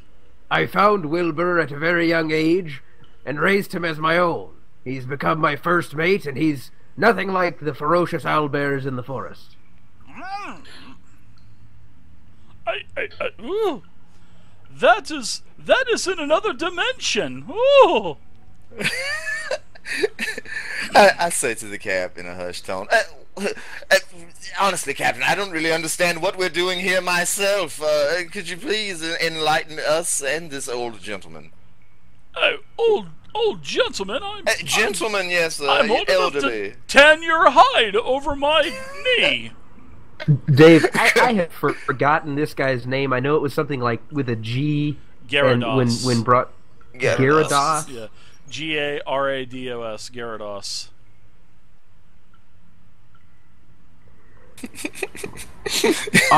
Are you Garados, the Gravekeeper? I am Garados. Garados. That idiot punk that's in that watchtower over. He calls me the wrong name. I think he does it on purpose. Yes, I am Garados. I am the Gravekeeper, one of the final Gravekeepers of the Dragon Empire. Well, the reason that I'm here is to try to figure out if there's any way that we could help you and to find out more about what exactly is going on down here. What are you going to help me with? Everything is under control. All is well.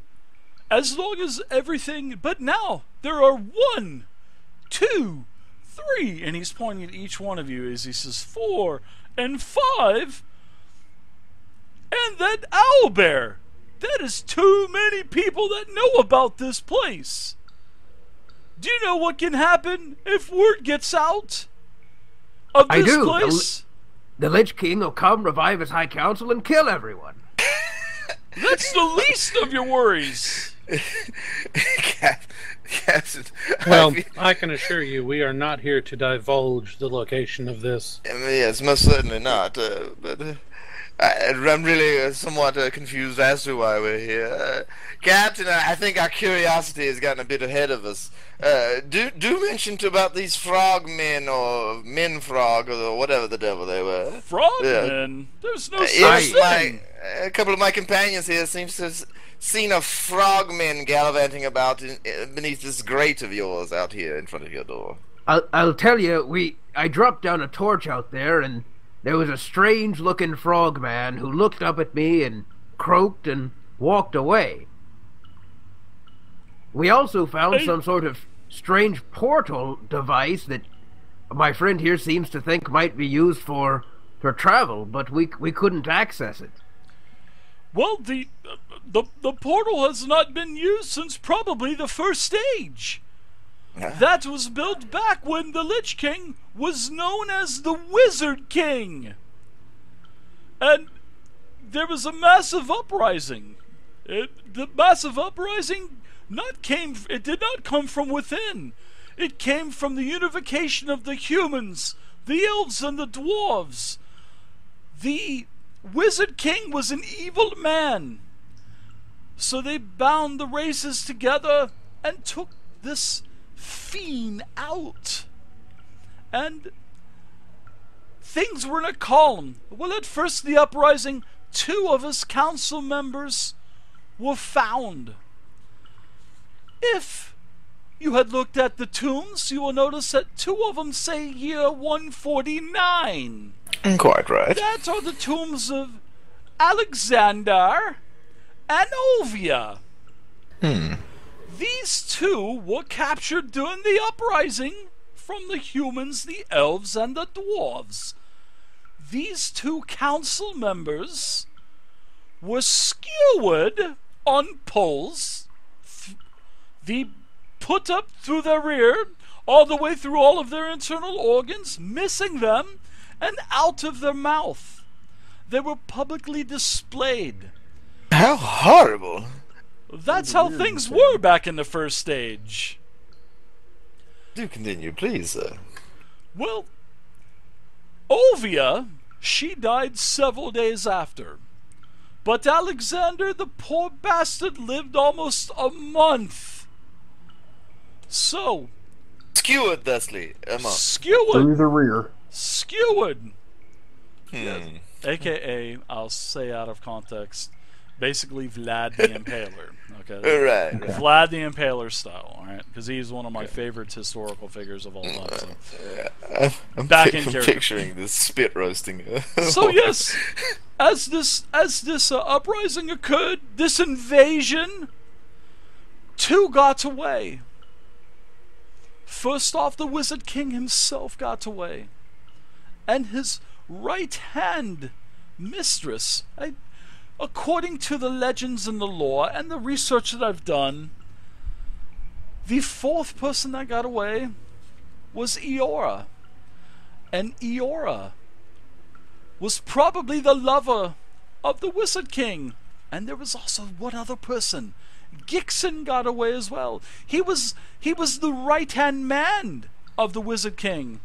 And Eora was the left, and possibly his lover. Well, those 3 got away.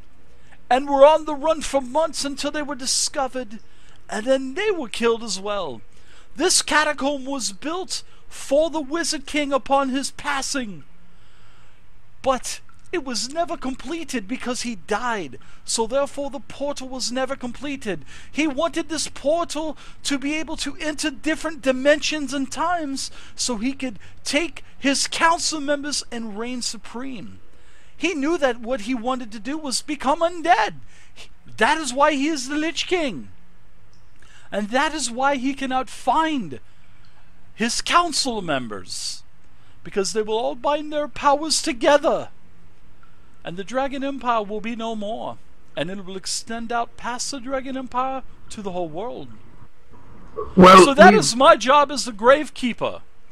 I'm supposed to keep this place a secret. These wards that you see, these blue iridescent wards, these seal the magic inside of the sarcophagus, and also bind any magic and keep it out so the Lich King cannot find these bodies.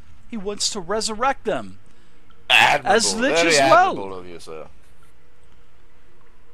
Well, I'll compliment him on the work on these runes. They seem to be quite exquisite.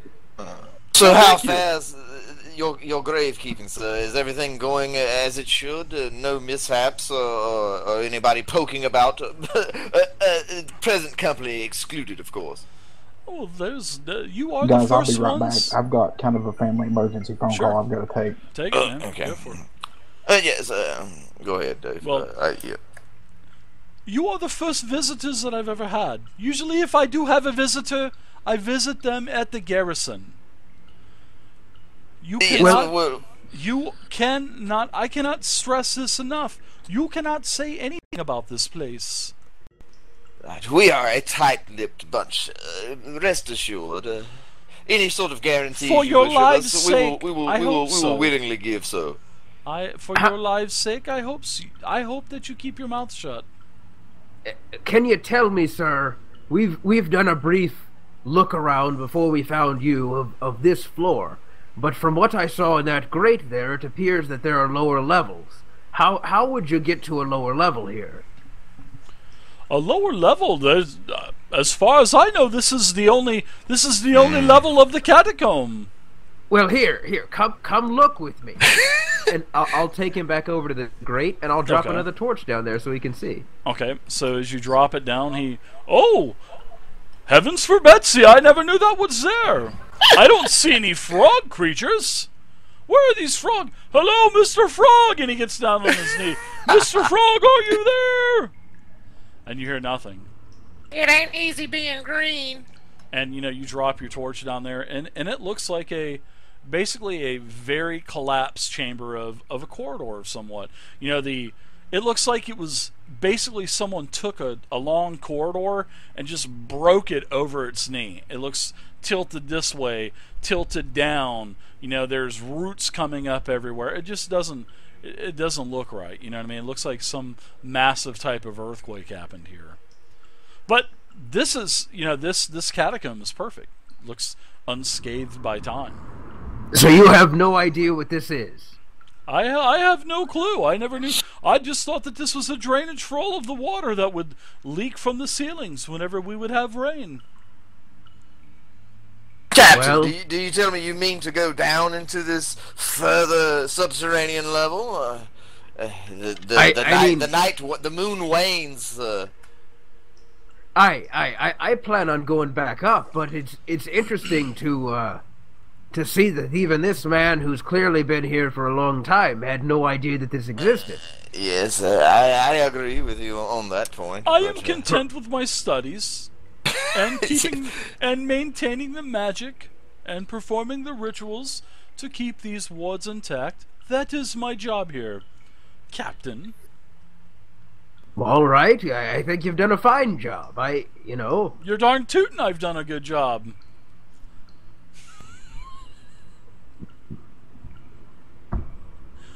Cat got your tongue, Captain? No, I'm just What kidding. say you fellas? Are we going to keep this old man up all night without banter, or does somebody have another course of action planned? Gravekeepers never sleep. Is that right? Okay. Troubadour. Well, the way I see it, we've got two options here. Okay. We've got a meeting with the Sahagwin that we need to be. That's tomorrow. Yes, we should be It is- well rested. It for is that, I now should think. midnight. It's Okay. it's close to about midnight now. So We need to prepare for that. The other option I see is trying to pull this grate forth, tying a rope off, and zip lining down there. I look at Wilbur somewhat apprehensively. And he just you kind of okay? shrugs. You okay with this He one? just kind of shrugs and. Mordecai and Agnes and Killian, I'm sure you are all chomping at the bit to get at whatever's down there. Frog legs for dinner, no doubt, instead of crab legs. What say you, There fellas? seems to be a I'm going to recurring say theme this. of legs here, right? This place will Yes. be here. We have commitments we must meet. Oh, in the morning Killian, with the the voice Sawagan. of reason. Yes, okay. I- Apparently, all of your shadow fighting earlier has produced a sense of common sense in you, shall we say? Shadow fight. Hey, Dave. Yes. Hey, what's up, yes. Mordecai? I'm sorry to interrupt everybody. I'm going to have to step away for a few minutes. I just found out that my stepbrother just passed away, so Give I'm me- sorry to hear that, give Mordecai. me just a few minutes. Pathfinder. Go. and I'll be back. Do what you Okay. need to do. Go, bro. dude. All right, Oh, wow. That sucks, man. I agree with you, Killian. I think that perhaps we should just go back up and wait for our meeting in the morning. All right. Yes. So, I will tell you this. okay. This is a very old patronage of the Archmage. The Emperor himself does not even know about this. Seeing that you are all agents of the Archmage.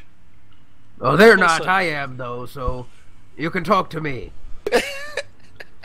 Like I said, you cannot say anything to anyone. And I will find out.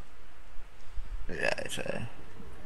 Oh, I'll find out, too. No one's going to be Feel talking free to here. place any sort of gias or whatever you like Yeah. on us, fellows. We are very tight-lipped. Basically what happens, he wraps up his story and tells you that this place was basically an excavation from the Archmage, probably 30 to 40 years ago. And, this was pretty much one of the reasons why he had the seas calm, the Midland Sea. Right. Because he needed to get to This the is all island of integral Omen. to the founding of Exactly, the town and yeah. everything, right? Yes. Well, this was well before Gastron's Point. The Archmage and several of the other, keepers of the grave, those are the ones that were actually here excavating, and they found this crypt because of stories and legend and lore from, ages past.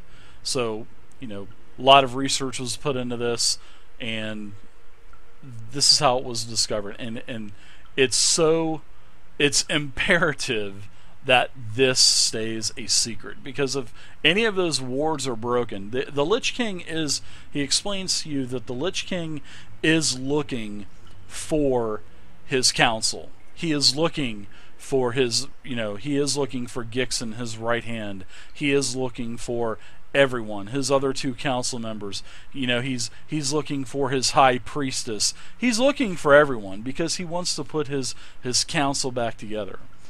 Does he tell us where the other 3 graves are, or does That's he tell all- us why we've- they're not they're- here? They're all here. Yeah. There's only 4. We've already there's found, four. I thought found it was them all, 7. Killian. No, there's 4. Thanks for playing tonight, Killian. Yeah. No, But, the first one you found seriously, was fellas, Ovia. The first one was Ovia. The second you found was Alexander. The third one you found was Gixon, and then the final one was Eora. But the Okay, I Lich just thought King's, there were more the Lich than the King's 4. corpse is not here. No, just 4. Let me just say, fellows, I've indulged your heroic fantasies as much as I care to. The Archmage and the Emperor aren't paying me enough to go gallivanting beneath these dungeons in search of liches and whatnot. Let's just try and settle this Sahagin business like the captain suggested. Yeah, the last thing is as he finishes up his story, he says, as the Lich King was killed, and as he came back as the Wizard King was killed. Right. He knew in his previous life where this tomb was. He had it created. He had his tomb makers make this. Now, as he became the Lich King, he lost his memory of his previous life. So that is why he is searching, and he's searching for this actually vigilantly and diligently. He's trying to find these, and he's using several of the other icons and trying to barter deals with them also to see if they can find these tombs. Because if he finds these tombs, then power will shift from the Emperor, from the Archmage.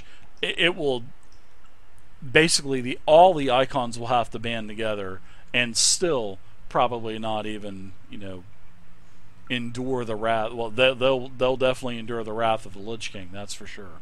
Right, I remember reading tales of the old Wizard King from days of old. He was Yes. a force to be reckoned with. He if, was. If my reading pans out. And Garados says, and he's a power to be dealt with in his life of death as well form, as the okay. Lich King. Yeah, he is nothing to be. He is nothing to laugh at. That's for sure. All right. Oh, what say you, fellows? Back to the inn?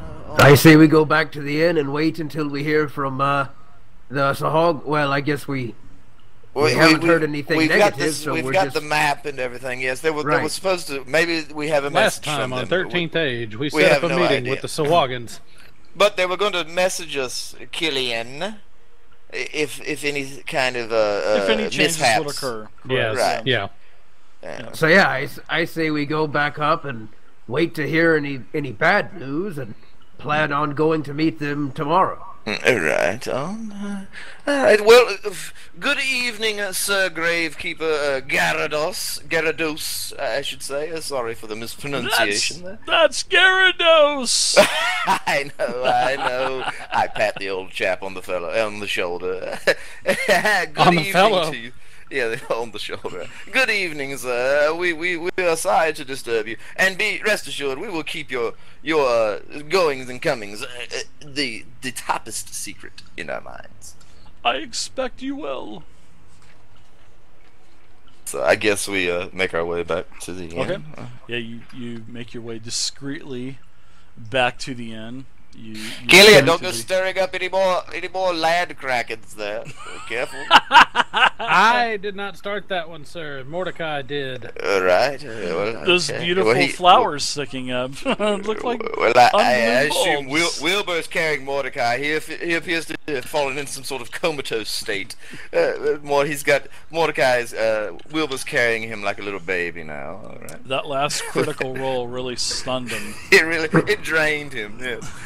So can we link the rings and form Voltron and pour it out back to the town? Extend my ring. Bang ring, do your thing. What was that from the? What was that? The Fantastic Four or something like that. Wonder Twin powers activate. Right. So you guys make your way discreetly back to the Come On In, and it, like I said, it's midnight. There's really not a soul, but as you enter, everyone goes up. Vance, you're kind of lagging behind. You were kind of nitpicking on several of the, the foodstuffs and breads that were still on the table. And Martha, she comes out.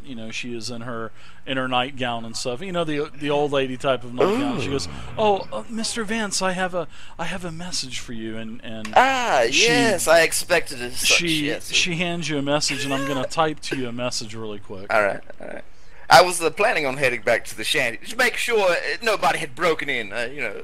Everything on the level. Everything is fine.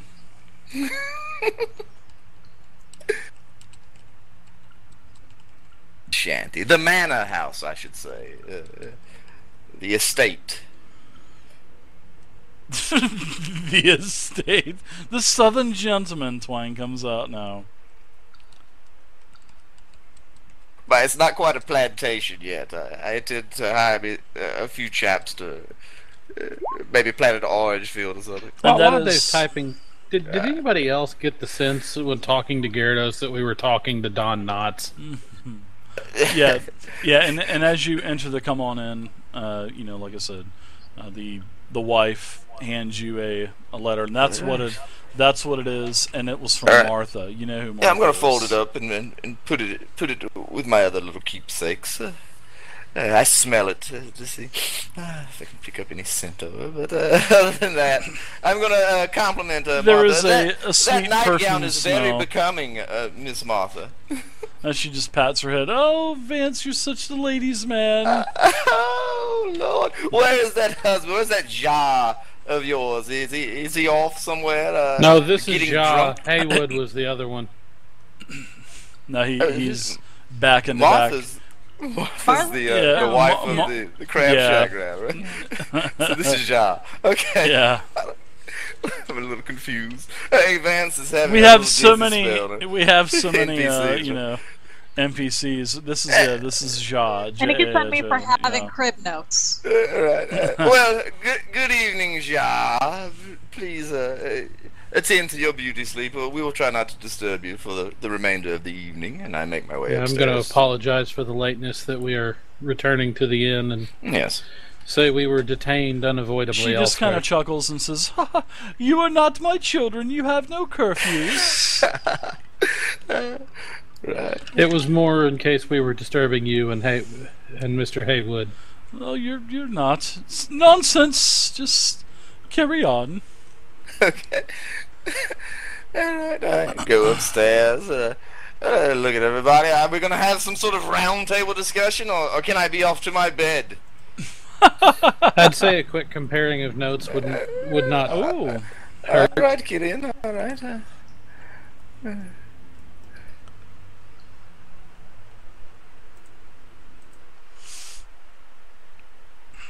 And I pull out an ink pen and some parchment and start jotting down notes for my latest pamphlet, Tales of the High Seas, volume 749. How do you write such drivel, Captain? Oh, Lord, It's for the mercy. kids. It's for the children, Vance. It's for the children. Very well. It's your free time. Indulge yourself however you wish. But, And Captain Tom swept in with a mighty blow of the people's peg leg. Lord, To the- style. In fact, To the dangerous you're an step. entertainer. You should applaud what he's doing. He, like you, is entertaining the masses. Well, being a poetic man by trade, I can't help but be somewhat overly critical of the captain's exploits with the quill here. So Maybe- start writing a competing pamphlet. Maybe Vance is I have higher threatened. forms of literature. Maybe Yeah, Van maybe, feels yes. threatened by the stardom of Captain Tom. Yes, 670 copies. Did you say? Well, I mean, we are Very adventuring with prodigal, the aren't pirate you, equivalent of Tom Cruise here. Okay. I was Everybody picturing more on of the a Tommy island Lee sure knows him. Jones as the captain, but all right, we're gonna make him nice and handsome. Oh, that would be cool. Tommy Lee Jones, he'd be a good. He's yeah. gruff enough for it. I'll tell you right, what, man. Yeah, so when our game goes to movie in a couple years, yeah, I'll ask Tom. I'll just kind of call in. You're gonna tap Tommy. Lee. Yeah, I want to be played by Tommy Lee Jones in the Okay, I call in the dibs on film Liam version. Neeson. Liam Neeson. Enough, fellows. So, what do you want to discuss, Killian?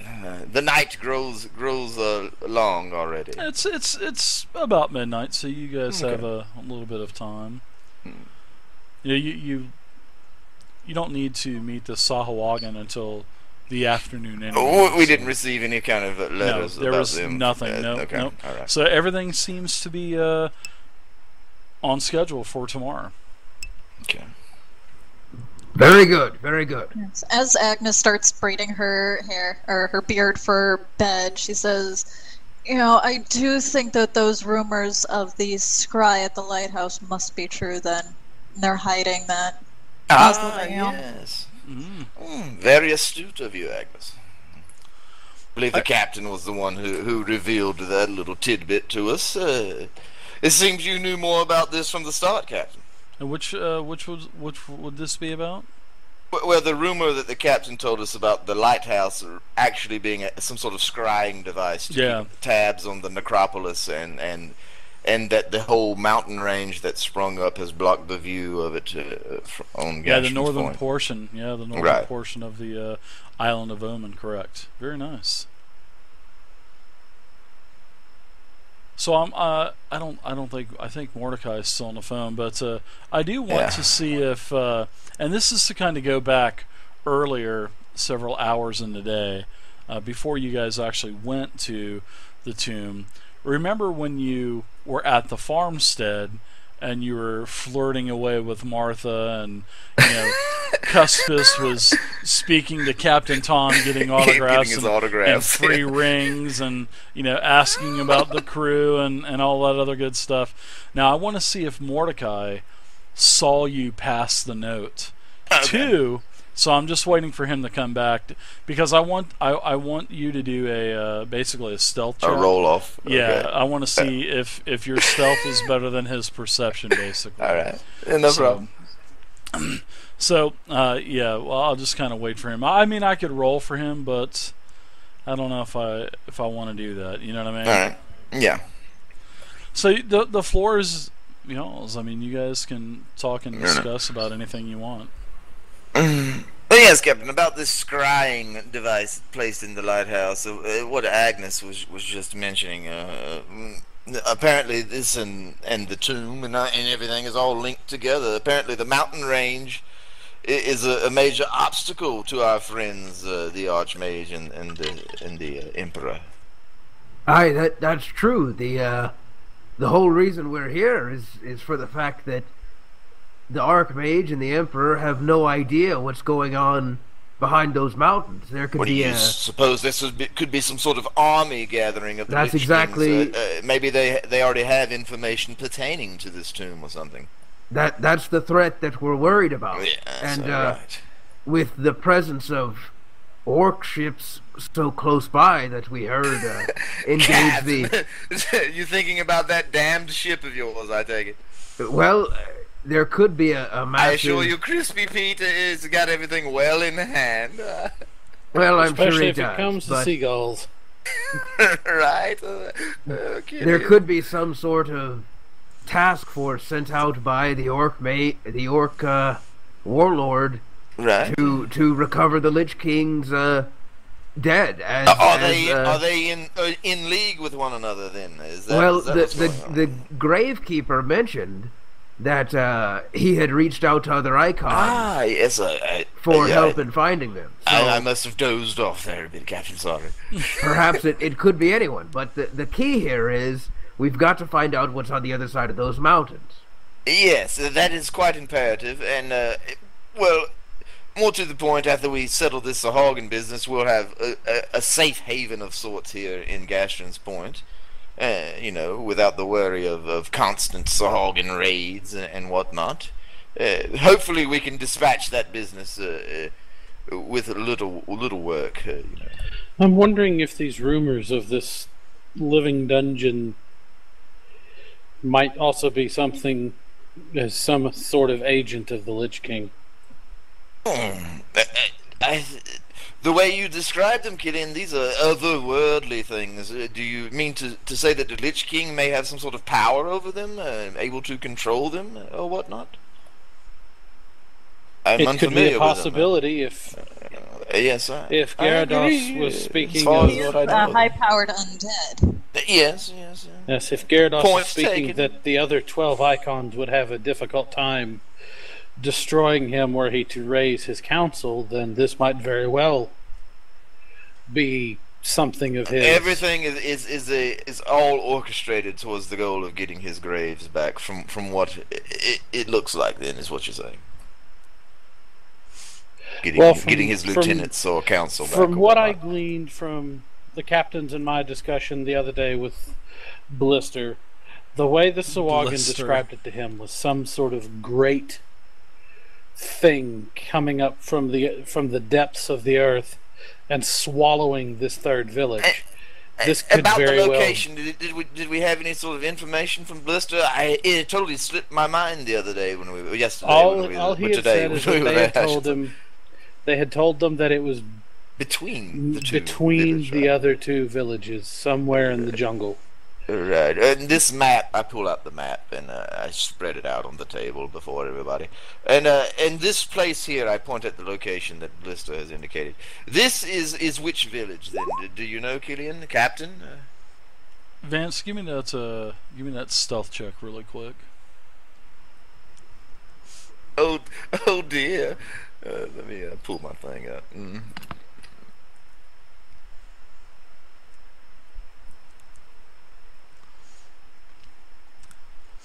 And I've got some plus and minus modifiers in there also, so...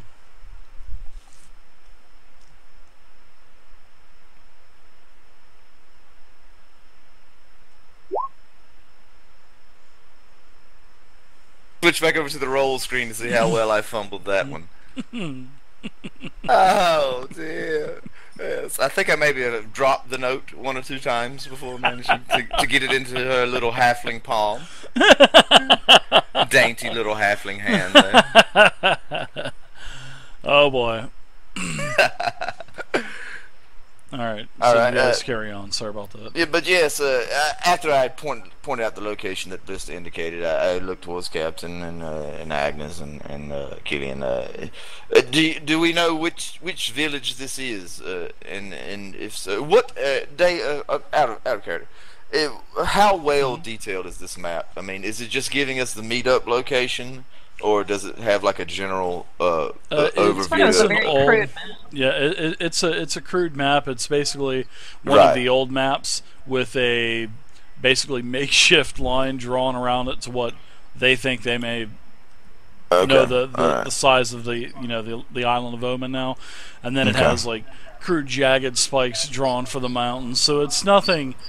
It's not done by a cartographer. But no further indication of where the other Sahagin villages is. There's just the two villages. Just the meat point. Yes, but correct. There's just two villages on it. Okay, so we do have. There was a third. There was a third, but it was consumed by something. I get out a piece of writing drawing charcoal or something. I assume there's something like that laying around, and I draw a big circle around both of the villages. And I say, so I presume that this third village would be somewhere in this general area here. Maybe we should, once we locate the meeting point, if all goes well, we could maybe try and find the location of this dungeon. I'm very, very, very apprehensive about indulging in that type of heroing work, so to say. And we want to be careful we don't go too far into the other Sahagwan village just by ourselves. Well, one has hopes that we can defuse the whole situation and come to an amicable agreement between all the Sahagwan. But wholesale slaughter is right up your wheelhouse there, Agnes. So we may just wipe out the entire village. Who knows? I'm being quite facetious now. Maybe if these talks with the peaceful group of Sawagans go well, maybe we could convince them to bring a couple of representatives from the other village. Well, it's my understanding that the Reds, and I do a little air quotes, the Reds will also be there. The meeting that we are going to partake in is a meeting of both of these tribes. Right, Captain? Speak up, man. Well, the meeting is just with the whites, but they are going to try to broker something with the red I'm totally oblivious. No problem. Hey, no problem at all. That's what I was trying to suggest. I'm going by what the captain relayed to me. If we could convince the whites to maybe see if they could get a couple of the higher-ranking red Sawagan to agree. Right. Well, this to a danger meeting in a neutral place. Living dungeon is a danger to both of these tribes. Maybe they can come to some sort of agreement about eradicating that, or the danger trying of the living dungeon is not strictly limited to the Sawagan. Remember, I said it moves but about. It's a very immediate threat to them, though, Killian. It's right in an their immediate neighborhood. threat to the entire island. Right. It could very well come up and swallow the entirety of Gastron's Point. You're always very flowery in your speech, Killian. This damn thing, I'm afraid to even go to sleep now. Is it going to eat me while I'm sleeping here, Killian? The thing grows by feeding on things, from what you've told me, right? That's what I had read about. Yes. Okay. Well, we can do as the captain suggests, shut it down or whatnot. Right, Cap? Cap, you're awful quiet tonight. Are you constipated or something? No, I was just a little deep in thought. Oh, what sort of ruminations are going about in that brain of yours? Oh, I'm just considering the possibilities of what could be on the other side of those mountains, and perhaps what the our graves very like. Perhaps, and what the Sahagwan might have to say. Are you worried about? Are you thinking about the Emerald Queen at all in there? And of course, on the forefront of my mind is my ship. He's riding his little tails here while we carry on. The Emerald Queen is flitting about, guns are blazing, orc ships all about it. I'm ready to retire for the night so that we can get a good rest before speaking to these Sahagwan. And hopefully we could finally get rid of the last of this white ghost shivers. Yes, I'm feeling a bit chipper myself there, Agnes. How about you? Been better, been worse. Oh, really? As I slyly slide my arm around her. You feeling good tonight, madam? Good enough to take off that arm.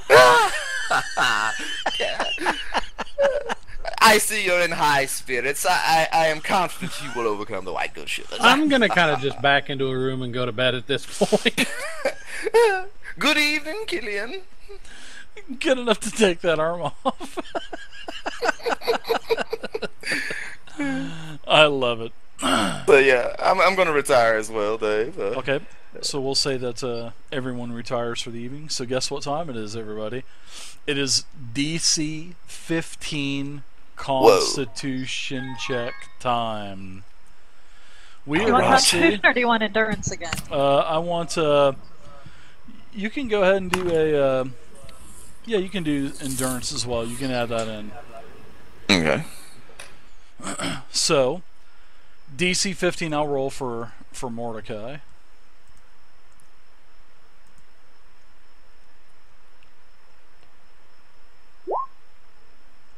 I'll need a second from everyone. I feel a bit queasy. Does Wilbur get his +9 again? Is that what you want from him? Wilbur. Plus. I hate this roller. 1, 2, 5, 8. I'd say +8 would be fine. Getting a bit down in the mouth, are you?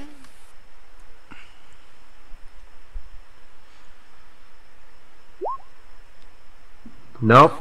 Wilbur didn't. He didn't do too well on that one. Wilbur explodes in a cloud of feathers. I think we're all a little.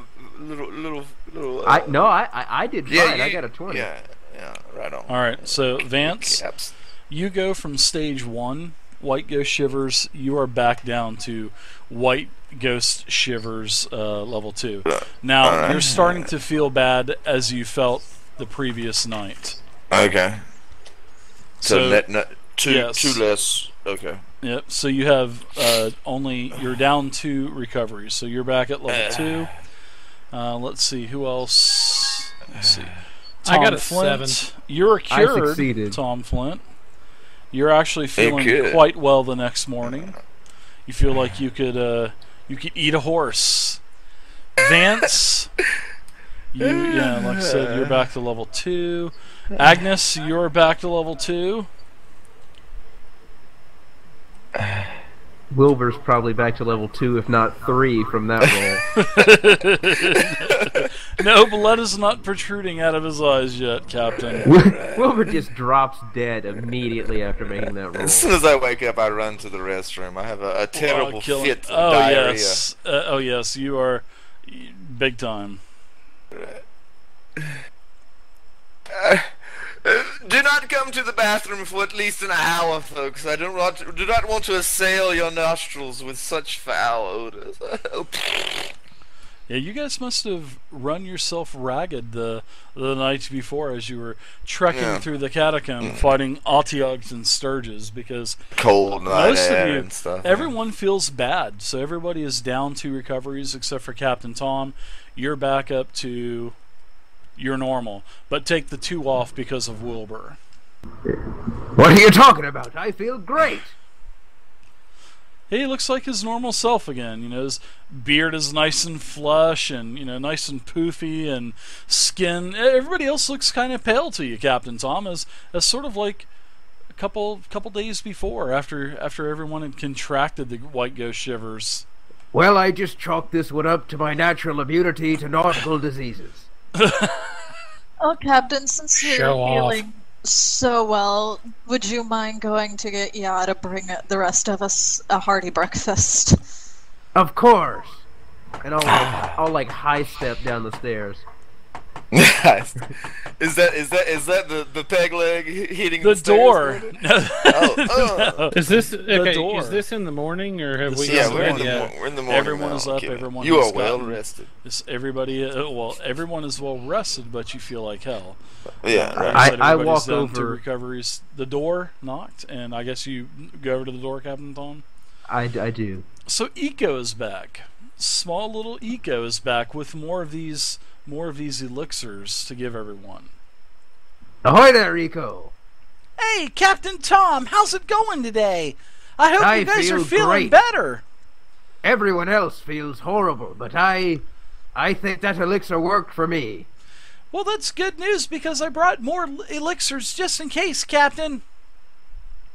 Well, Yeah, I'll thank you. grab one and down it immediately. I'm sure everyone will appreciate that. Okay. I hear what's going on. I unlock the bathroom door. Captain, over here! I lean out with my trousers up a bit. Captain, over here! Pass me one of those damn things. I feel like hell, man. All right, here you go, Vance. Don't mind the smell. Don't mind the smell. Just think of it as Kraken remains or whatnot. I take it. He was and a I chug pirate it. for how many years? I chug it while sitting on the toilet.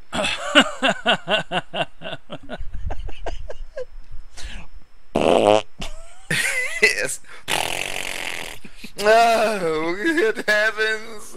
All right, so you guys get ready. I'm sure you guys probably want to grab something to eat. Usually, Right. Ya has something delicious. So everyone gets, even Mordecai's up. Mordecai failed his roll, so he's back to 2, level 2 of what those shivers. But he did see you hand a note Right. to Martha, because he was flirting with Martha too. All right, I recall. So as you guys, This damned eyebrow lady. yeah, exactly. As you guys are, that's she liked that. She was imagine. liking that. So everybody heads down. There's quite a few people. A lot of the seamen from the Proud Mary. You recognize the same group, Tom, and there's a very familiar person down there, and he stands up as soon as he sees Captain Tom. And you hear a bellows voice come out, Captain Tom! And you look over and you notice this is Captain and Tennille. And Captain as in Captain N. Nathaniel, Captain Nathaniel Tennille from the Proud Mary. The best name ever. Ahoy there, Captain Tennille. Ahoy there, Captain! Glad to see you enjoying yourselves in times like these. Well, I can't say that I'm enjoying myself. I'm very worried about the Emerald Queen, but It sure looks like it. but we are doing fine in our investigations here. Well, that's good. I think we need to have a word, Captain. I would like to show you several things that I have. So, All right. as you guys kind of step to the side, the captain has a pretty bellows voice, so it's not like you guys are in quiet. You guys are not having any privacy anyway because of all the breakfast down here and all of the other employees. So easy to overhear with loud mouths. Yeah, I'm going to sit down and Exactly. eat my breakfast with an ear perked out towards this whole business here. That sounds good. So, Captain, he has a Captain Nathaniel. Well, I'm sorry, Captain Nathaniel. Captain Nathaniel has a hook on his hand. On one of his hands, he has a hook, and as you sit down, he sticks the hook into the table, and he inside of his sleeve, he takes his other hand and he reaches up into the sleeve and he pulls out a parchment for you, Captain. Now, seeing that we're down on the floor level now, I'm going to move us back over to the RP.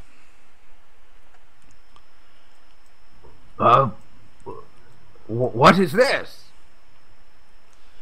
Well, this is unfortunately, Captain, the message that I received yesterday afternoon as I was finalizing my preparations to have a little bit of R&R and let my crew enjoy a couple of days, especially now that we've finished our first lap of the Midland Sea since we have repaired the Proud Mary and got her back to sailing status. Well, as I'm pulling into the site of the island, there is one of the messenger seagulls drops a message to my ship. And lo and behold, it is a distress signal from your ship, sir, the Emerald Queen. And to my dismay, this is what I read, sir. And I just thought that I would love to see you, I'd like to see your reaction on this, sir, because I'm really concerned why you are here at Gastron's Point when your ship is halfway on the other side of the sea with a mere cook as its captain. And not only the captain of the ship, but supposedly you have left Crispy Pete in charge of the entire armada? A cook? What drove you to do this, Captain Tom? Why are you here in the first place? Here, hold on. Hand me that note. I need to read this. And he's reaching up into his sleeve. I'm trying to find it. Hold on, Captain. I'm trying to find it. How many notes do you have in your shirt there, Captain? I've got a couple for you. All right. Don't worry, because you're not going anywhere. So that's what it says. It says, to the captain of the Proud Mary, we have recently come under attack by 2 large ships bearing the marking of the Orc Lord, and I have engaged the 2 ships, damaging one, but the crews of the Orc ships are heavily trained, perhaps the best trained that I have ever seen. The crew is in dismay because of Captain Flint and Wilbur, his first mate, not being on board. But I, Crispy Pete, am filling in for my dear captain, trying to do what I can. The Emerald Queen was taken some light damage, but I think she has it in her to get us through this. Please move towards Threshold and Felicity to meet so we can finish these cursed Orc Lord ships. Crispy Pete. So, Captain, that was as I was anchoring several thousand yards off of shore here. Well, last night, I was just in dismay. I just like your crew, Captain. I had no clue that you were here at Gastron's Point until several of my crewmen came back aboard the Proud Mary and let me know that Captain Tom Flint is partying hardy in Gastron's Point. So, this morning, another messenger seagull delivered another message to me, and I think you should really read this, Captain. Well, I'd certainly like to. As he's digging up his sleeve to try to find this, he's trying to find it, Captain. This is terrible news. I feared. Yeah, it is terrible, Captain. You just wait till you see the new. Wait till you see the new distress. To the captain of the Proud Mary, and this is just figure this is in Crispy Pete's voice. We are in dire need of help, Captain. The Emerald Queen has taken massive damage, and she cannot take much more. I have a large portion of the remaining crew that is still alive, pumping water out that the flagship is now taking in at an alarming rate. Several more of the bastard Orc ships has flanked us out of nowhere. Where is my captain? My beloved captain? I have failed him. I have failed the Archmage. The Orcs will never take the Emerald Queen. I will sink her to the bottom of the depths of the Midland Sea myself before I hand over the captain's ship to the Orc Lord. Oh no, they are here. CP, as in Crispy Pete. I can't help but let a little guffaw escape me. And now the entire, come on in is just, you could hear, not only can you hear these crickets still cricketing or creaking, but you can hear a needle drop. You can hear a pin drop because it is so quiet in here. We can hear Captain Flint kind of sobbing. All right. I need to get in contact with the Archmage as soon as possible. I need to send a letter to Central Command, and we've got to remedy this situation. I've already taken care of that for you, Captain. I've sent out several messenger seagulls this morning, informing the Archmage of what is going on. We've got to take care of this immediately. If we lose the flagship of the Midland Armada, we're going to have serious trouble controlling the Midland Sea. And if the Orc Lord is sending out his ships to combat ours, we've got to take a far more aggressive stance. I want all ships posted on notice to look for any Orc ships in their area and immediately fire on sight. We will take no prisoners. There will be no survivors. We will crush the Orc Lord and his fleet for the glory of the Archmage. Captain, if we lose the Emerald Queen, what else will we lose? Will we lose the Armada? I The Emerald Queen will not stand by and find out. I am going back on the Proud Mary. I am cutting our vacation short, and I am going to try to find the Emerald Queen. Good man, Captain Tennille. I can't thank you enough for doing this. I promise you that the only reason I left in the first place, and the only reason I'm here, is that the Archmage has some fear that there's something very serious going on in this island. He, when I saw the crew that I was supposed to drop off get attacked immediately upon arrival, I made the quick decision to join them in their efforts to help discover the problems aboard on this island. But now, Captain, do you think that was the best decision? Not only now for your looking ship, back, but for the entire Armada, sir? 40 ships depend on you, sir. 40. I know, Captain. I'm not sure that it was, looking back. Perhaps I should not have left the Emerald Queen. Perhaps I should have kept up with my duties, and this would never have happened. But I promise you this: I will do everything I can to make this situation right. I really hope so, Captain, because I am concerned by the looks of this this last seagull message that we had gotten this morning. It doesn't look good for the Emerald Queen, sir. It just does not. Captain Tennille, if you can get to the Emerald Queen as soon as possible, I think you'll be able to save it, because that ship cannot be sunk, even under the command of Crispy Pete. I have the faith that the Archmage's magic will protect it. It seems, sir, that if I read this correctly, the Emerald Queen was taking on a lot of water, and the remaining lives that were still on the ship were harboring the pumps to get the water out. Captain, I think the Emerald Queen is in grave danger, and I wouldn't be surprised if your cook, this Crispy Pete, sinks her to the bottom of the sea to visit his ancestors before. Well, time is of the essence. You've got to get back aboard the Proud Mary and go and try to find the last known location of the Emerald Queen. And as soon as you find her, in whatever condition, I want you to send me a seagull here to this island. And as soon as I get it, I will respond appropriately.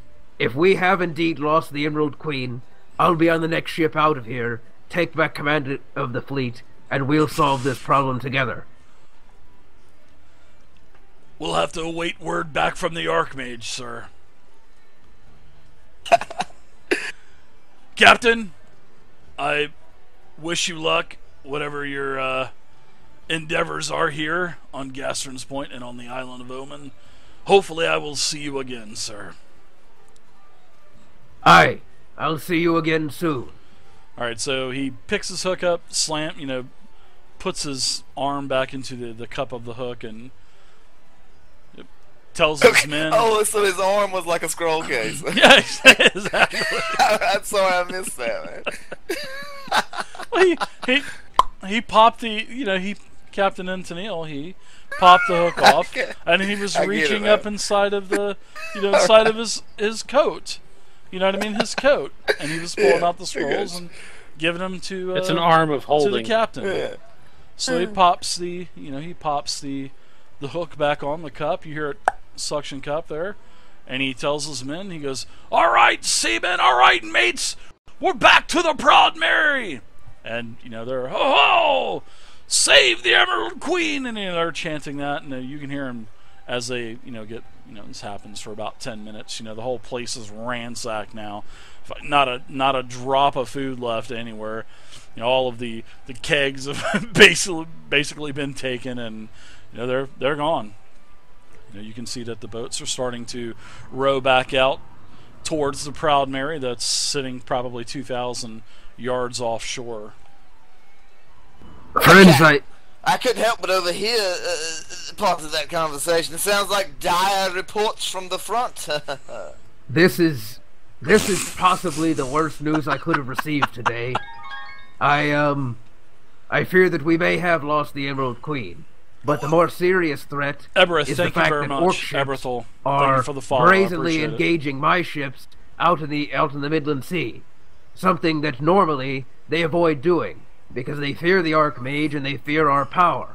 If they have come out of hiding to start engaging us, then that means the Orc Lord is more powerful than we originally realized.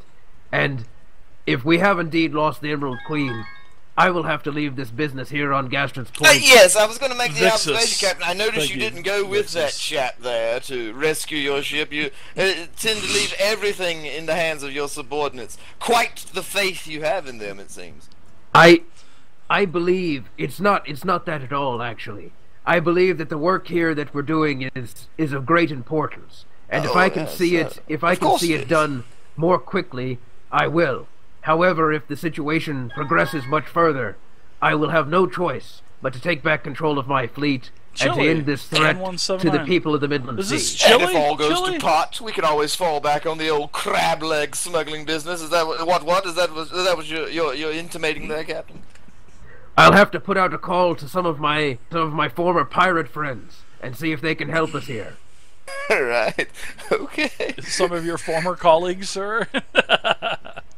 Well, we know old Mordecai done away with old Crud the Stinky, so he won't be of any help.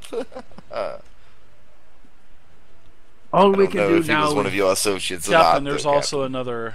Actually, I want to go ahead and you guys continue. I'm going to put something in your journal real quick, Captain. All right. You've got another message for me? No, just this is nothing. This doesn't really involve you, but yeah, you guys go ahead and continue. I mean, your judgment is sound, I'm sure, except for your little spell with the whole drakes. I'm not questioning you in any form whatsoever, but I assume you know what you're doing. I do. You can trust that. All right, I am filled to the brim, so to speak, with confidence in you, Captain. I'll tell you this. We've got to focus on the matter at hand. We need to go meet with the Sahagwan and try to resolve this issue. Because the quicker we find out what's going on here, the quicker I can get back aboard the ship. And perhaps it's the Orc Lord that's working with the Lich King. If we take care of the Lich King, maybe the Orc Lord will back off. What's up, Chili? Very What astute, up, Agnes. Chili? Exactly.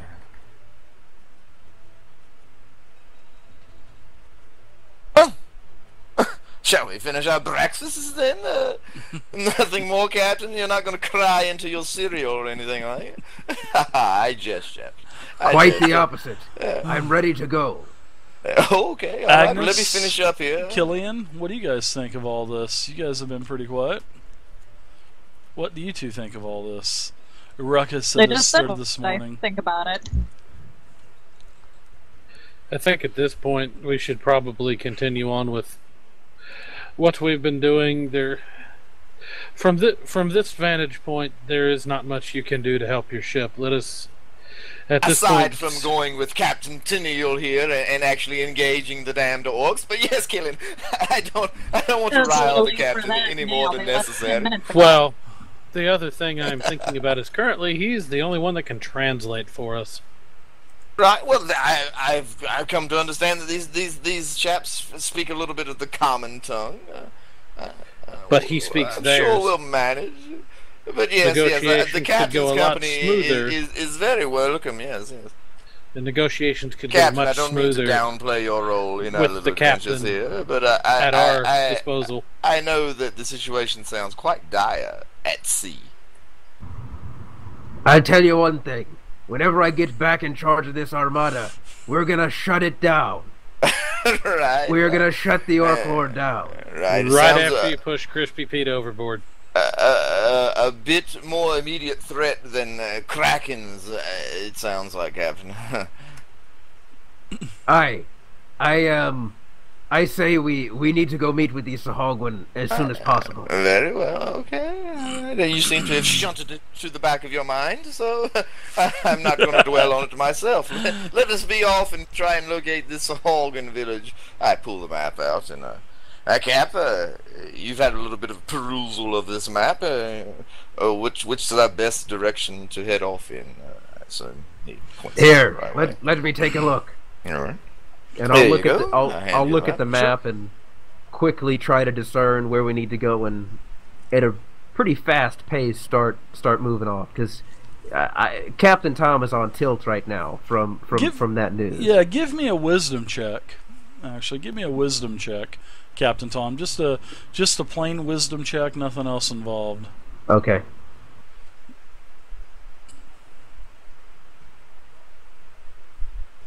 I'm going to stop off at Old the Crackles on the way out of town, Dave, and pick me up a couple of torches. It seems my fellows here are rather overfond of delving into deep, dark, damp places. I want to be prepared next time. 11 on that. Yeah, you're definitely shaken, Captain Tom.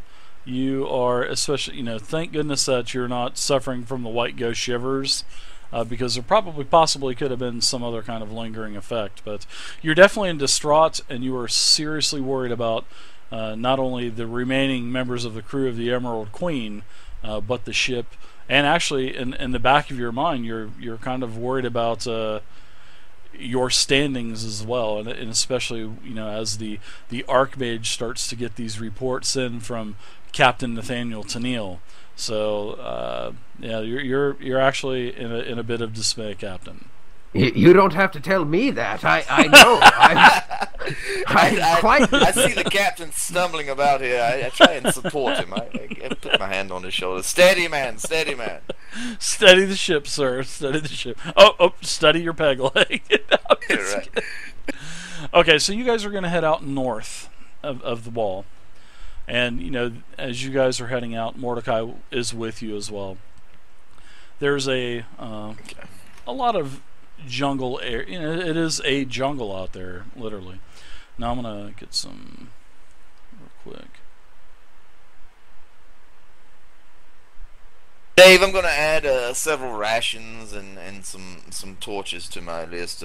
Just give me a vague figure, and I'll deduct it from mine. Just couple silver. Okay, all right.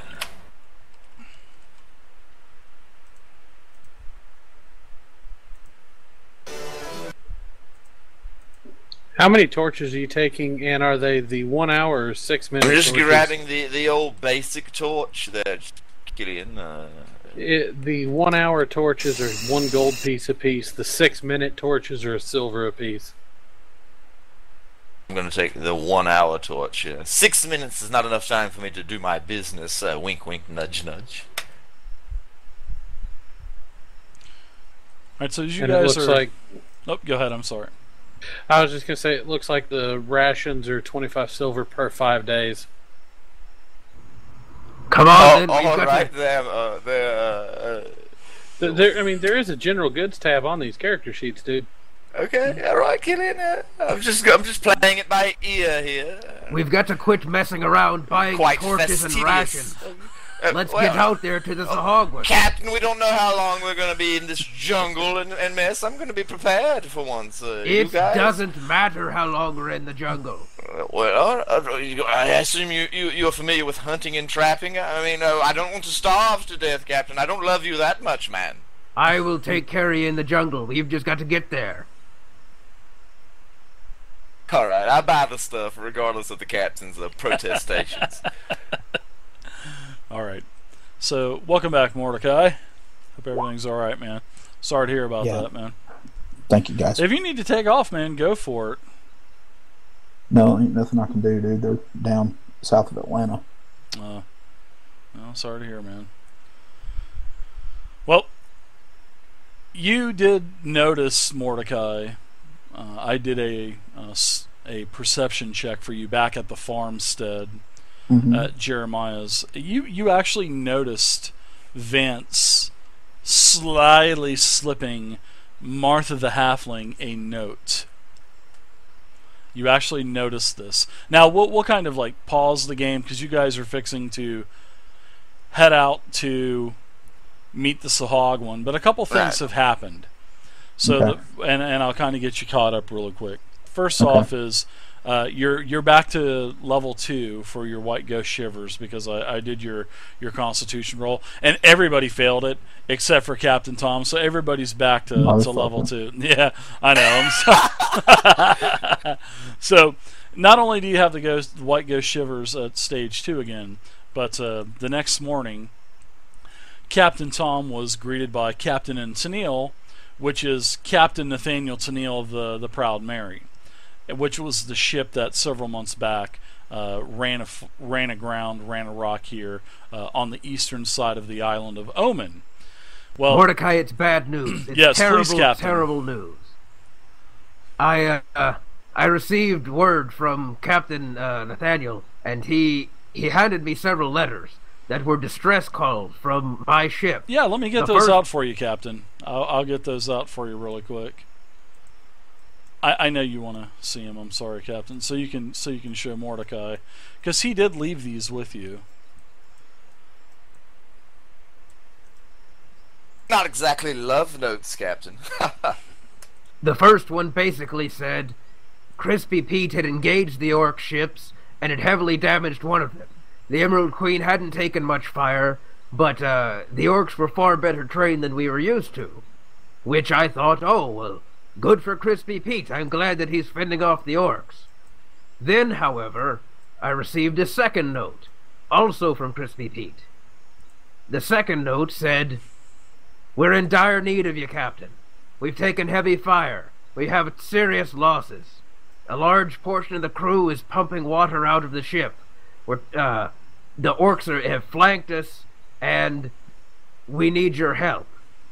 So the situation seems rather dire. Captain Nathaniel has taken his ship and his crew, and they are going to search for the Emerald Queen to try to save it. But I told him that if the Emerald Queen is truly lost, then we've lost far more than a ship. And if it is lost, I will have to leave you here to take care of your adventure on this island and go back and take back control of the fleet. Because the Orc Lord is making serious advances if he's able to take out the Emerald Queen, even if it's not under my command. I do understand, Captain. That's very dire. But given my experience in knowing how orcs like to sail, once we're done here in this quest and this Vard that we're doing here in the Isle of Omen and we get done with our mapping, I'm sure that we might be able to arrange to go and help you hunt down these orc bastards. Oh, We're going to take them all down. We're going to pull Every their last one of testicles them out through their eye sockets. Okay. All right, gentlemen. You seem rather excited about this, Mordecai. You still have grudges against Crud the Stinky, I assume. No grudges. All right. You But settled that one, didn't you, chap? A harpoon through his chest relieves a lot of grudges. Right. The most important thing right now is that we've got to meet with these Sahagwan and find out what's going on, so I can get off this island and back on my ship. Then what are we waiting for? Let's get down to business. Well, Vance decided he needed to buy some torches. I did. I have my torches right here. I produced the torches. There's my damned torches. I'm ready to go, man. Yeah, I'm going to go ahead and buy 3 or 4 of those too. actually, What are you doing, Mordecai Mordecai? wants to shop. You want to buy a Mordecai, dress we for just- that terror of yours down there at Lottie's? Go on, Captain. We don't have time for this. Agnes takes out her pipe and lights it. Says, Jesus, these boys remind me of my second husband. Oh, dear. Captain Tom's all riled up. Testicle talk. Yeah, he's a little feisty, isn't he? The captain second will... husband was found with What does his head Wilbur cut think about off all and- this? Agnes, what are you saying over there? Second husband, found with his She's a head murderer. cut off, and Oh, nobody Whoa. said that. Oh, The captain's gonna take his eye patch that he doesn't need. He's gonna take that eye patch and sling it over his eye and look back at everybody and say, "We've got to get down to business." And I see you brought your briefcase. As you now took 50% of your eyesight away. No, wait a minute, fellas. Hold on. Did this fair dwarvish maiden just say something about cutting somebody's head off? What is all this about, Agnes? My second husband, who was found at home one night. Found at home? Yeah, so I came home one evening after one of my trips. And right. he had his head cut off and his, you know. How dreadful. I assume there wasn't any arguments or anything between you two. This was all above board, right, Agnes? Right, Agnes? I hadn't been home for days. Okay. Thank heavens. I can sleep well tonight. The fact that he was a philanderer was his own business. Right. The whole time How benevolent of you. that they're buying all these torches, I'm just reading over this map carefully to make sure I know exactly what I need to do. You also noticed, Tom, while at your Captain Tom, you also noticed that the rack of Tales of the High Seas, they're all gone. There's none on the shelves, as if someone has bought them, or maybe they're not just there anymore. Maybe they're out.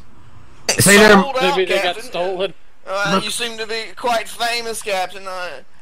All the copies are sold out. We'll fire up the presses again. Second run and all that. Yes. He's going to do a book signing for the Omen stories. Now, can we get going?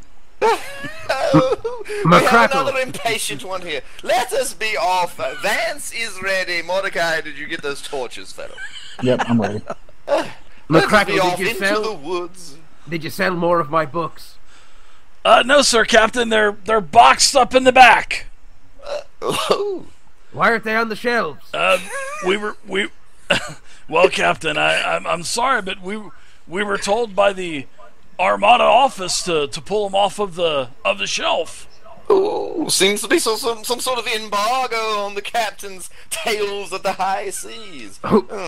Blister, look at me. Yes, Captain. Who at the Armada office told you that? That would be Wendy, sir. Are they the Admiral of the Midland Armada? No, sir. They are not. Who is She the is Admiral not. of the Emerald Armada? That would be you. That would be you, Admiral. That's right. Get those books back on the shelves. I've got to go.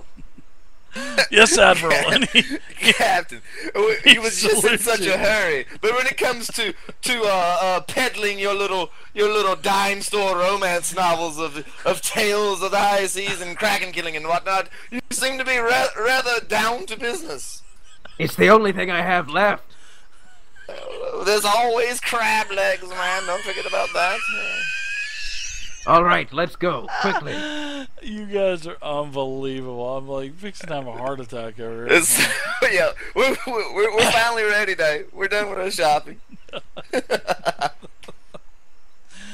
Okay, to get back into where we were,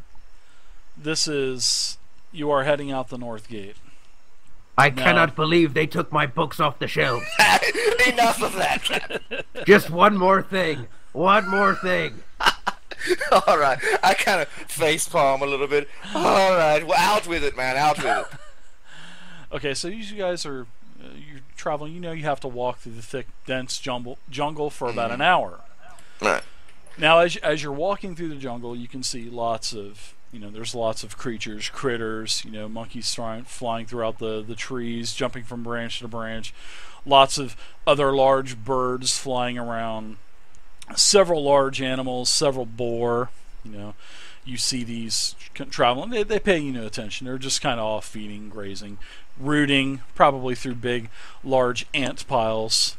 Well, you start to come up to several areas that looks like they're just bursting. It looks like they've burst through the ground, and it kind of looks like what happened. Tom, you kind of recognize in Mordecai that it looks like these are areas that have basically just protruded through the earth, and there's like a section of a mage tower, like a broken mage tower. Nothing inside of it, just the walls of the tower. Several other runes, and these runes and towers that are poking up and buildings, they don't look like they belong there on the island. It looks like from different different types of architectures from around the Dragon Empire. Does this architecture appear old? It's older. It's older though, right? No, this is actually modern day type of architecture, masonry and construction and whatnot. Dave, I would like to roll a perception check and see if I can tell where they might hail from. Would that be perception? Give me a history check. I would say history check. Okay.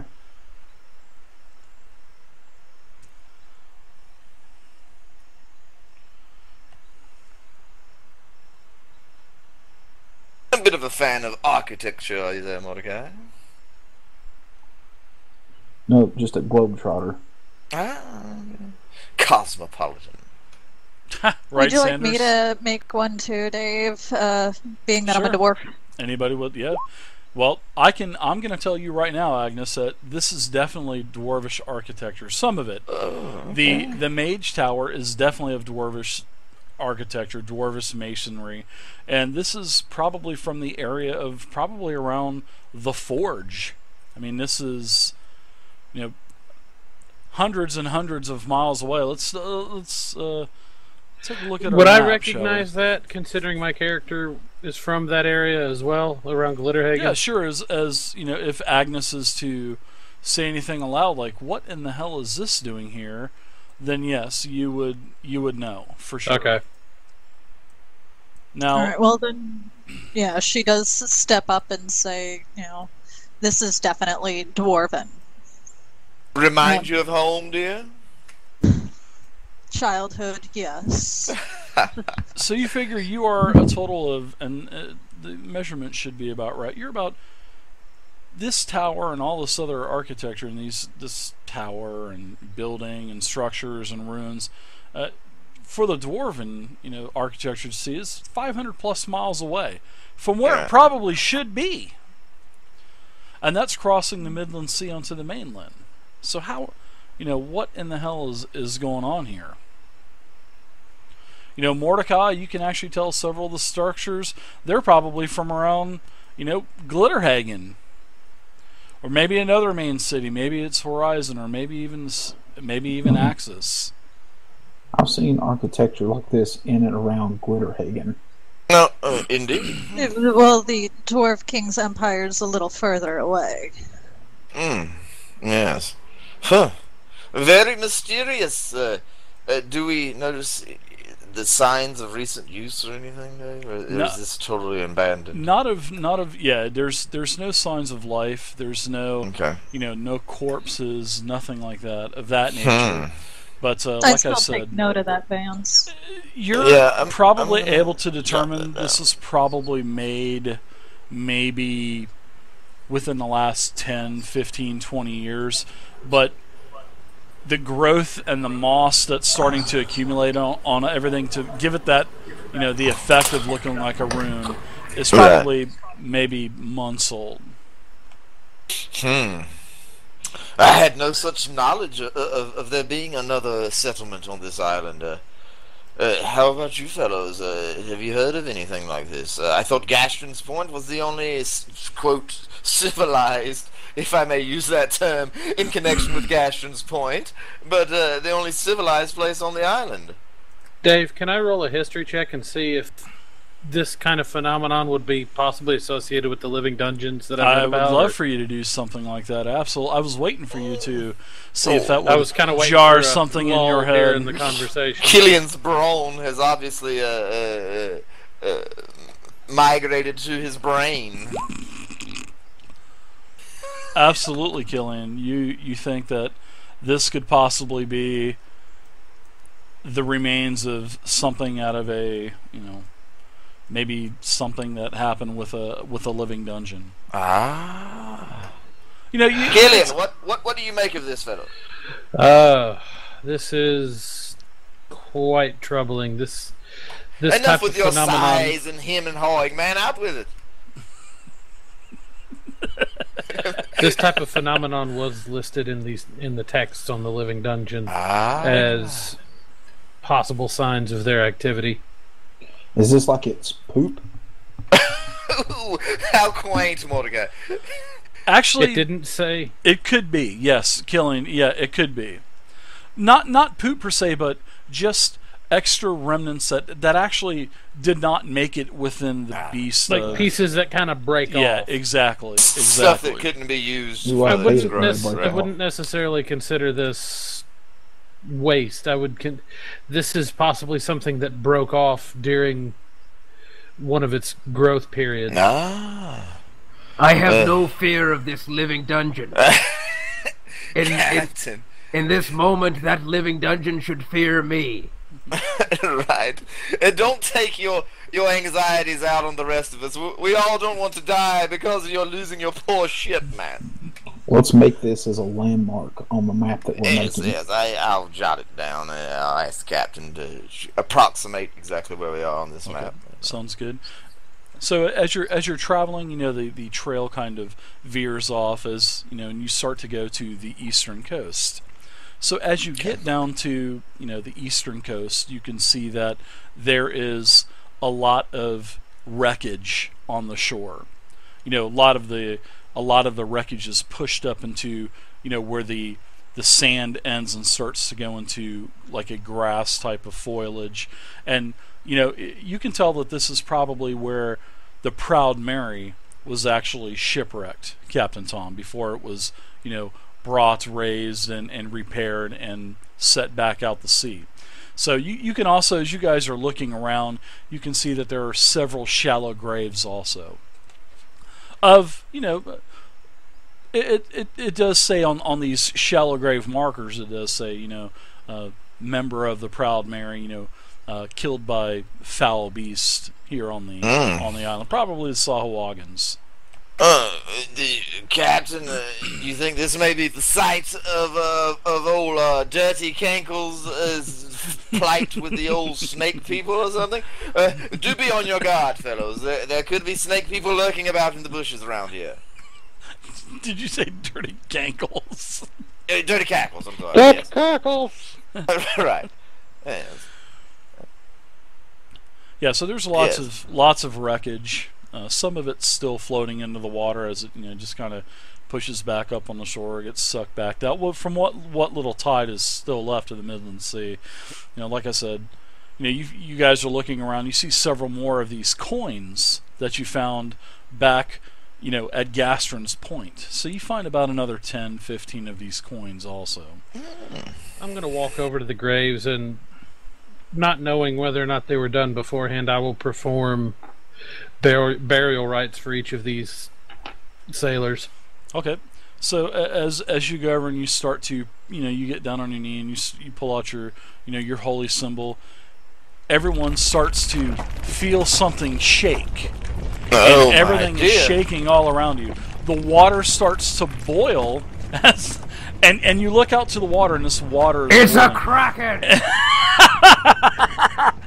You can see that there is literally earth and rocks being pushed up out of the water.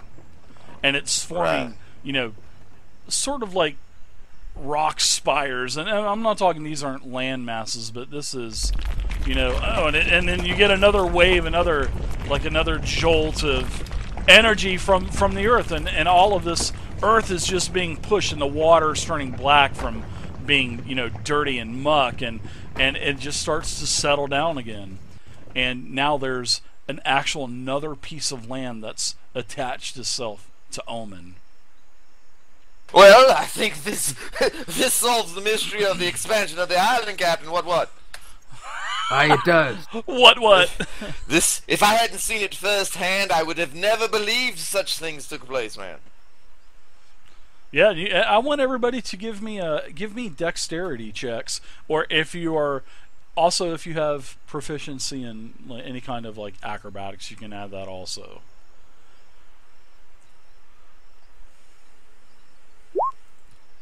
Oh, dear Captain! Oh! Vance goes down. You take no damage, Vance, but you as this is fall going flat on my ass. It's quite embarrassing. Oh, yeah, Vance goes down. Captain Tom, you're right. You basically bury the Killian goes down. His plates melt. He was on one knee anyway, fixing to give last burial rites to these fallen seamen, and his armor's too much. He tries to get up and he just timber. Agnes, you're okay. You're able to you can keep yourself being short helps. Up on feet. I do have a -1 to my dex, by the way. Low center of gravity. Okay, Actually, exactly. Dave, I think I need the sound effect there. That was a 1. Oh yeah, yeah, it is. He fumbled that one. This is what you get.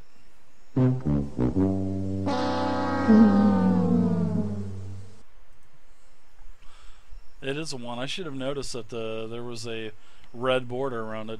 So after all of the after all of the rocks crumbling, the trees are swaying, everybody's Vance goes down, Killian goes down, everybody gets back up, and now you can see this new section of land that's you could actually probably walk on this. It looks sturdy enough and stable enough to walk on it, and it goes out probably about 25-30 yards, and it just looks like a lot of earth and rubble and massive earthen rocks are just pushed up out of the ground,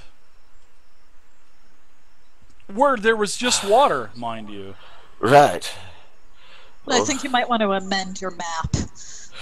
Yes, I'm working on this now, Agnes. That's what I was just doing here, as I dust the sand and everything off of me, try and compose myself a bit. How close are we to the Sahagin village? You're probably about another 10-15 minutes walk away, and in fact, you can see smoke, coming through the a couple spots of the trees. You can see around the general location. You can see several plumes of smoke coming up. We've got to head this way. Give me a couple moments to issue these rights, and then we can continue. Still praying, Killian. My God, man. They were sailors. They Yeah, probably pray didn't at believe the in same anything time. but the damn Kraken God or whatever the captain worships. Azim, it's time to redeem that vow. Get off your damn knees.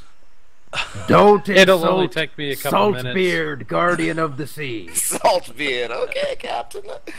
A man of the world such as you should be able to tolerate a jest here and there. I meant no disrespect.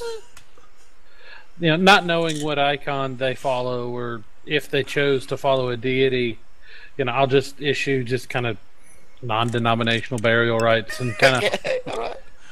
and it takes a couple minutes and then we can continue on. While they're doing this, Dave, I'm going to sneak off into bushes and powder my nose for a second. Do excuse me, I'm sorry. No problem. Agnes, what Does do you he think, have like Mordecai? the bladder of a 60-year-old? Wow.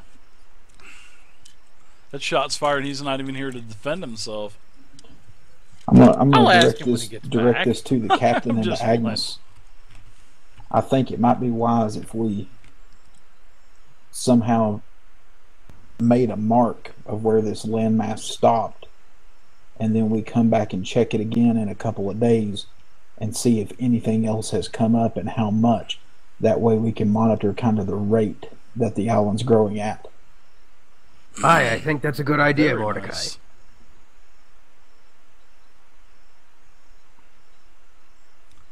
Let's get to the village. I see their fires burning in the distance. Yes, I think the camp is that way, Captain, yes.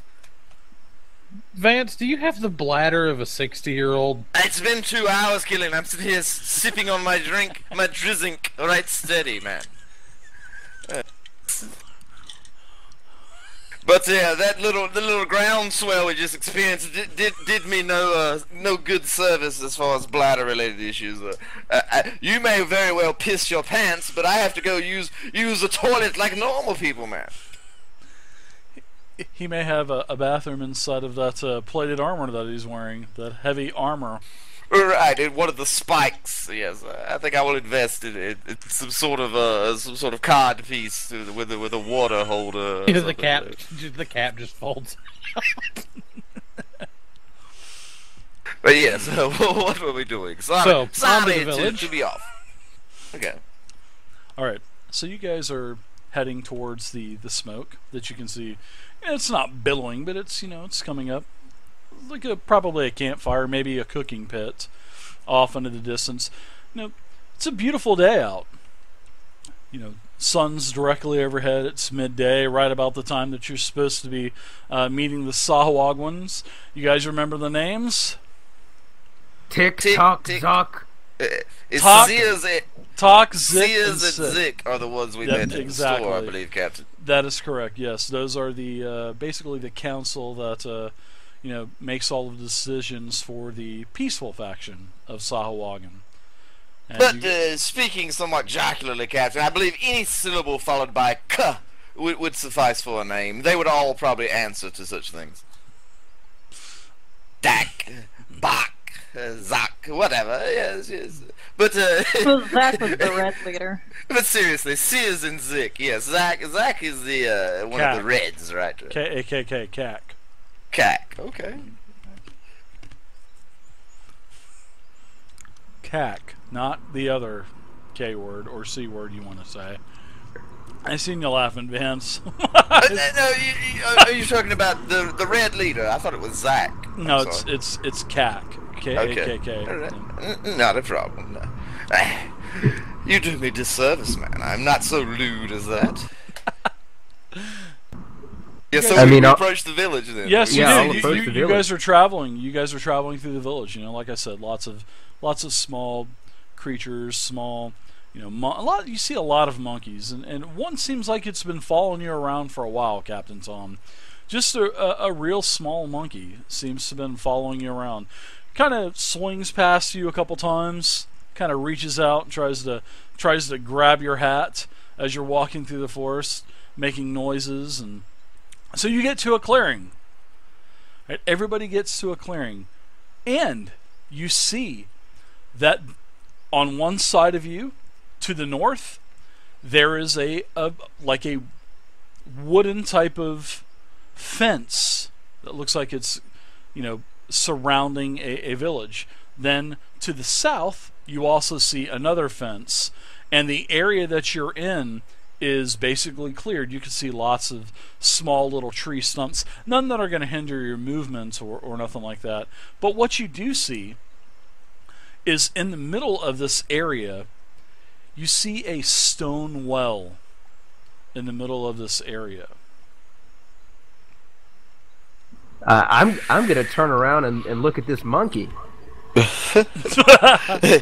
favors Mordecai a bit, don't you think, around the eyes, Captain? Yeah, the monkey's way up into the trees. You can't quite grab him. He's like I said, he's at the top of the tree, swinging in the vines. Cuckoo Frame and of reference. Cockong and what's that? Frame of Agnes? reference. Are we thinking capuchin-like? What for the type of monkey? Yeah. Spider monkey. Just, or something. it's just like a little spider monkey. Really fast, agile little thing that's just swinging from the vines and doing flips. And there's a couple of them up there, and they're kind of tugging on each other and fighting. And one knocks one off and catches another vine or limb, and they're all just having fun. But they do try to grab the captain's hat several times. I'll pull out a blunderbuss. No, not a blunder. A trail ration, something like a monkey biscuit, and hold it out. Is that what you call them, Captain, on the Emerald Queen? Is that what you call them, monkey biscuits? Yes. Okay. It comes down. It takes takes your monkey biscuit, as you call it. It grabs your monkey biscuit, heads back up into the trees. You can see it sitting on a branch, trying to fend off the other small monkeys from eating it. So you guys are in this clearing, all right? Mm-hmm. This is This whale here. Yeah, everybody before give us. me exactly. Everybody go ahead and give me a perception check, please. I'm going to say to my fellows, this may be that whale we've heard stories of that they've been fighting over, but I have no knowledge of if the water is fit for consumption or not. Oh yeah, everybody, you guys are you're all in agreement except for Mordecai. He thinks that it's on the other side of the island still. Yes, it's this one right here, Mordecai. Man, he fumbled. Holy crap! Well, Mordecai knows that there are other wells on the island. You know, Right. But Wait, I want my music. I would love to give you that. I would love to give you the crit fumble. Beautiful roll, bud. So yes, this is definitely the location of the well. Now, as you're all congregated around looking down at the well, it looks, there's no foul odor coming out of the well. There's, no, you're wafting it. It's like a glass of wine. You're wafting it, and it smells clean. You can even, there's a bucket. You can dip the bucket down, and the water tastes fresh. It doesn't have this foul, rancid taste or odor like most of the other wells that you've encountered. And as you were traveling throughout the jungle, you ran into a couple springs and wells. So, yeah, all of this water is definitely still fresh.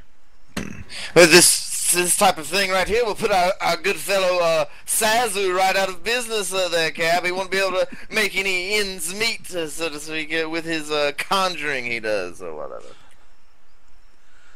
I assume this is the well that is causing all the problems. Right, I believe it is, Captain. Do you want to have a taste of this water here? Age before beauty and whatnot? And I pull up a bucket and present it to the captain. No, do partake. I mean, I'll drink the water. I don't think there's anything wrong with it. Prove it, man. Prove it. I'll drink the water. So you drink it. The water is ice cold. This is the coolest water that you've had in a long time, Captain Tom. Even cooler than ale stored in a keg in a dark place. I mean, the water is great, fantastic. No type of filth in it, no type of film on top, like all the other places that the other wells and natural springs. Have these I look over at Vance. Yes, Captain. I look over at Vance and act like I've been poisoned. I fall to the ground and choking and everything. I get down. Captain, I gently slap his face a bit. Captain, stay with us, man. Quick, the water! Give him a monkey Don't biscuit. drink the water. It's dear. horrible. Killian, I'm afraid you'll have to say more funeral rites today. I believe his god was some sort of... What was it, Captain? What was your god? Quick, man, quick! We have to put I'm just you gonna on fucking smack him in the face. Saltbeard, yeah? Do you know any prayers to Saltbeard, Killian? If you do, get them prepared. Here you go, Dave. I'm gonna roll the hit. I'm gonna haul back, just smack him in the face as hard as I can. Oh, God. Are you going to smack the captain, or are you going to I'm gonna smack the captain in the face. Come out of it, man. Alright, let's see what happens. What are you doing, Mordecai? Because the captain's floundering around. He's, like choking and... Let's see if you hit him. You almost hit him. Mordecai, he glances me with that, I suppose, since I'm on We'll see top if I of can- Captain. we'll see if I Piffle can get him stick, on the thank you very backhand. much for the follow. Oh, my Piffle God. stick. So yeah, you miss him a couple times. The captain's floundering around quite a bit, and the captain asks you, "What the hell are you doing?" Basically. And I'll stand back up and say, Vance, the water's fine. There's nothing wrong with it. I don't know what you thought there was. I didn't, Captain. I was merely trying to play a joke and see if you would indeed risk your life for us, man. I know you've been thinking of your damn ship right here lately, but you do have companions here that think highly of you and count on you in a fight. I was going to see if you thought of us the same way. I'm glad you did. My confidence is fully restored in you. And I take a drink of water as well. Whoever takes a drink from the well is refreshed, and especially the nearly hour and a half that you've been trekking through this humid ass jungle. Your feet are sore, your legs are sore, everyone is winded, everyone is tired. It's a nice breather. Yeah, everybody is refreshed. A couple of you, there's a log in the middle, a couple logs that are stacked up on one another, and just as everyone starts to sit down, all of the brush around you explode and nearly a dozen Sahuagin that are in these red garbs force themselves out of the shrub, we will roll initiative at the beginning of next week. Oh dear. You guys are in the middle of the two Sahuagin factions now, and we will roll initiative next week. Damn it, Mordecai. Shaggy Hat Mahdi, or whatever your name is. Thank you very much, man. Let's see if I can say this. Good game, for taking their water. Yeah. We kind of intruded upon that territory. Yes, thank you very much for the follow. Yeah, good game, guys. Yeah. So I appreciate you guys playing. I hope you guys had fun. I had a blast. Yeah, Captain. yeah. You're man, Captain. What is going on with the Proud Mary? I mean, what's going on with the Emerald Queen, bud? I know everything's falling out from under me now. I thought the Proud Mary was supposed to keep on burning. No, the Proud Mary, man. That's Everything's coming up, Millhouse. The ship is damaged and may sink. My books are not being sold under the command of the Midland Armada, which was a you very seem to severe be blow. overly concerned about, to my thinking. Yes. Your tiny little sum you collect off of those book sales, I imagine, Captain. We'll see what happens in the coming weeks, because if it doesn't get better, the captain's Marge win. It's like you were told by McCrackle, Marge win over at the Midland Armada office. Right. Yeah, she was the one that had to sign Vance's papers for his shanty. Right. Old Sazu had to get her to open the window or something in order to process my papers, my deed. Yeah. Yeah, it was good though. Good game, man. So I'm gonna move you guys over real quick just to show you guys where you guys are at, where you folks are at. All right.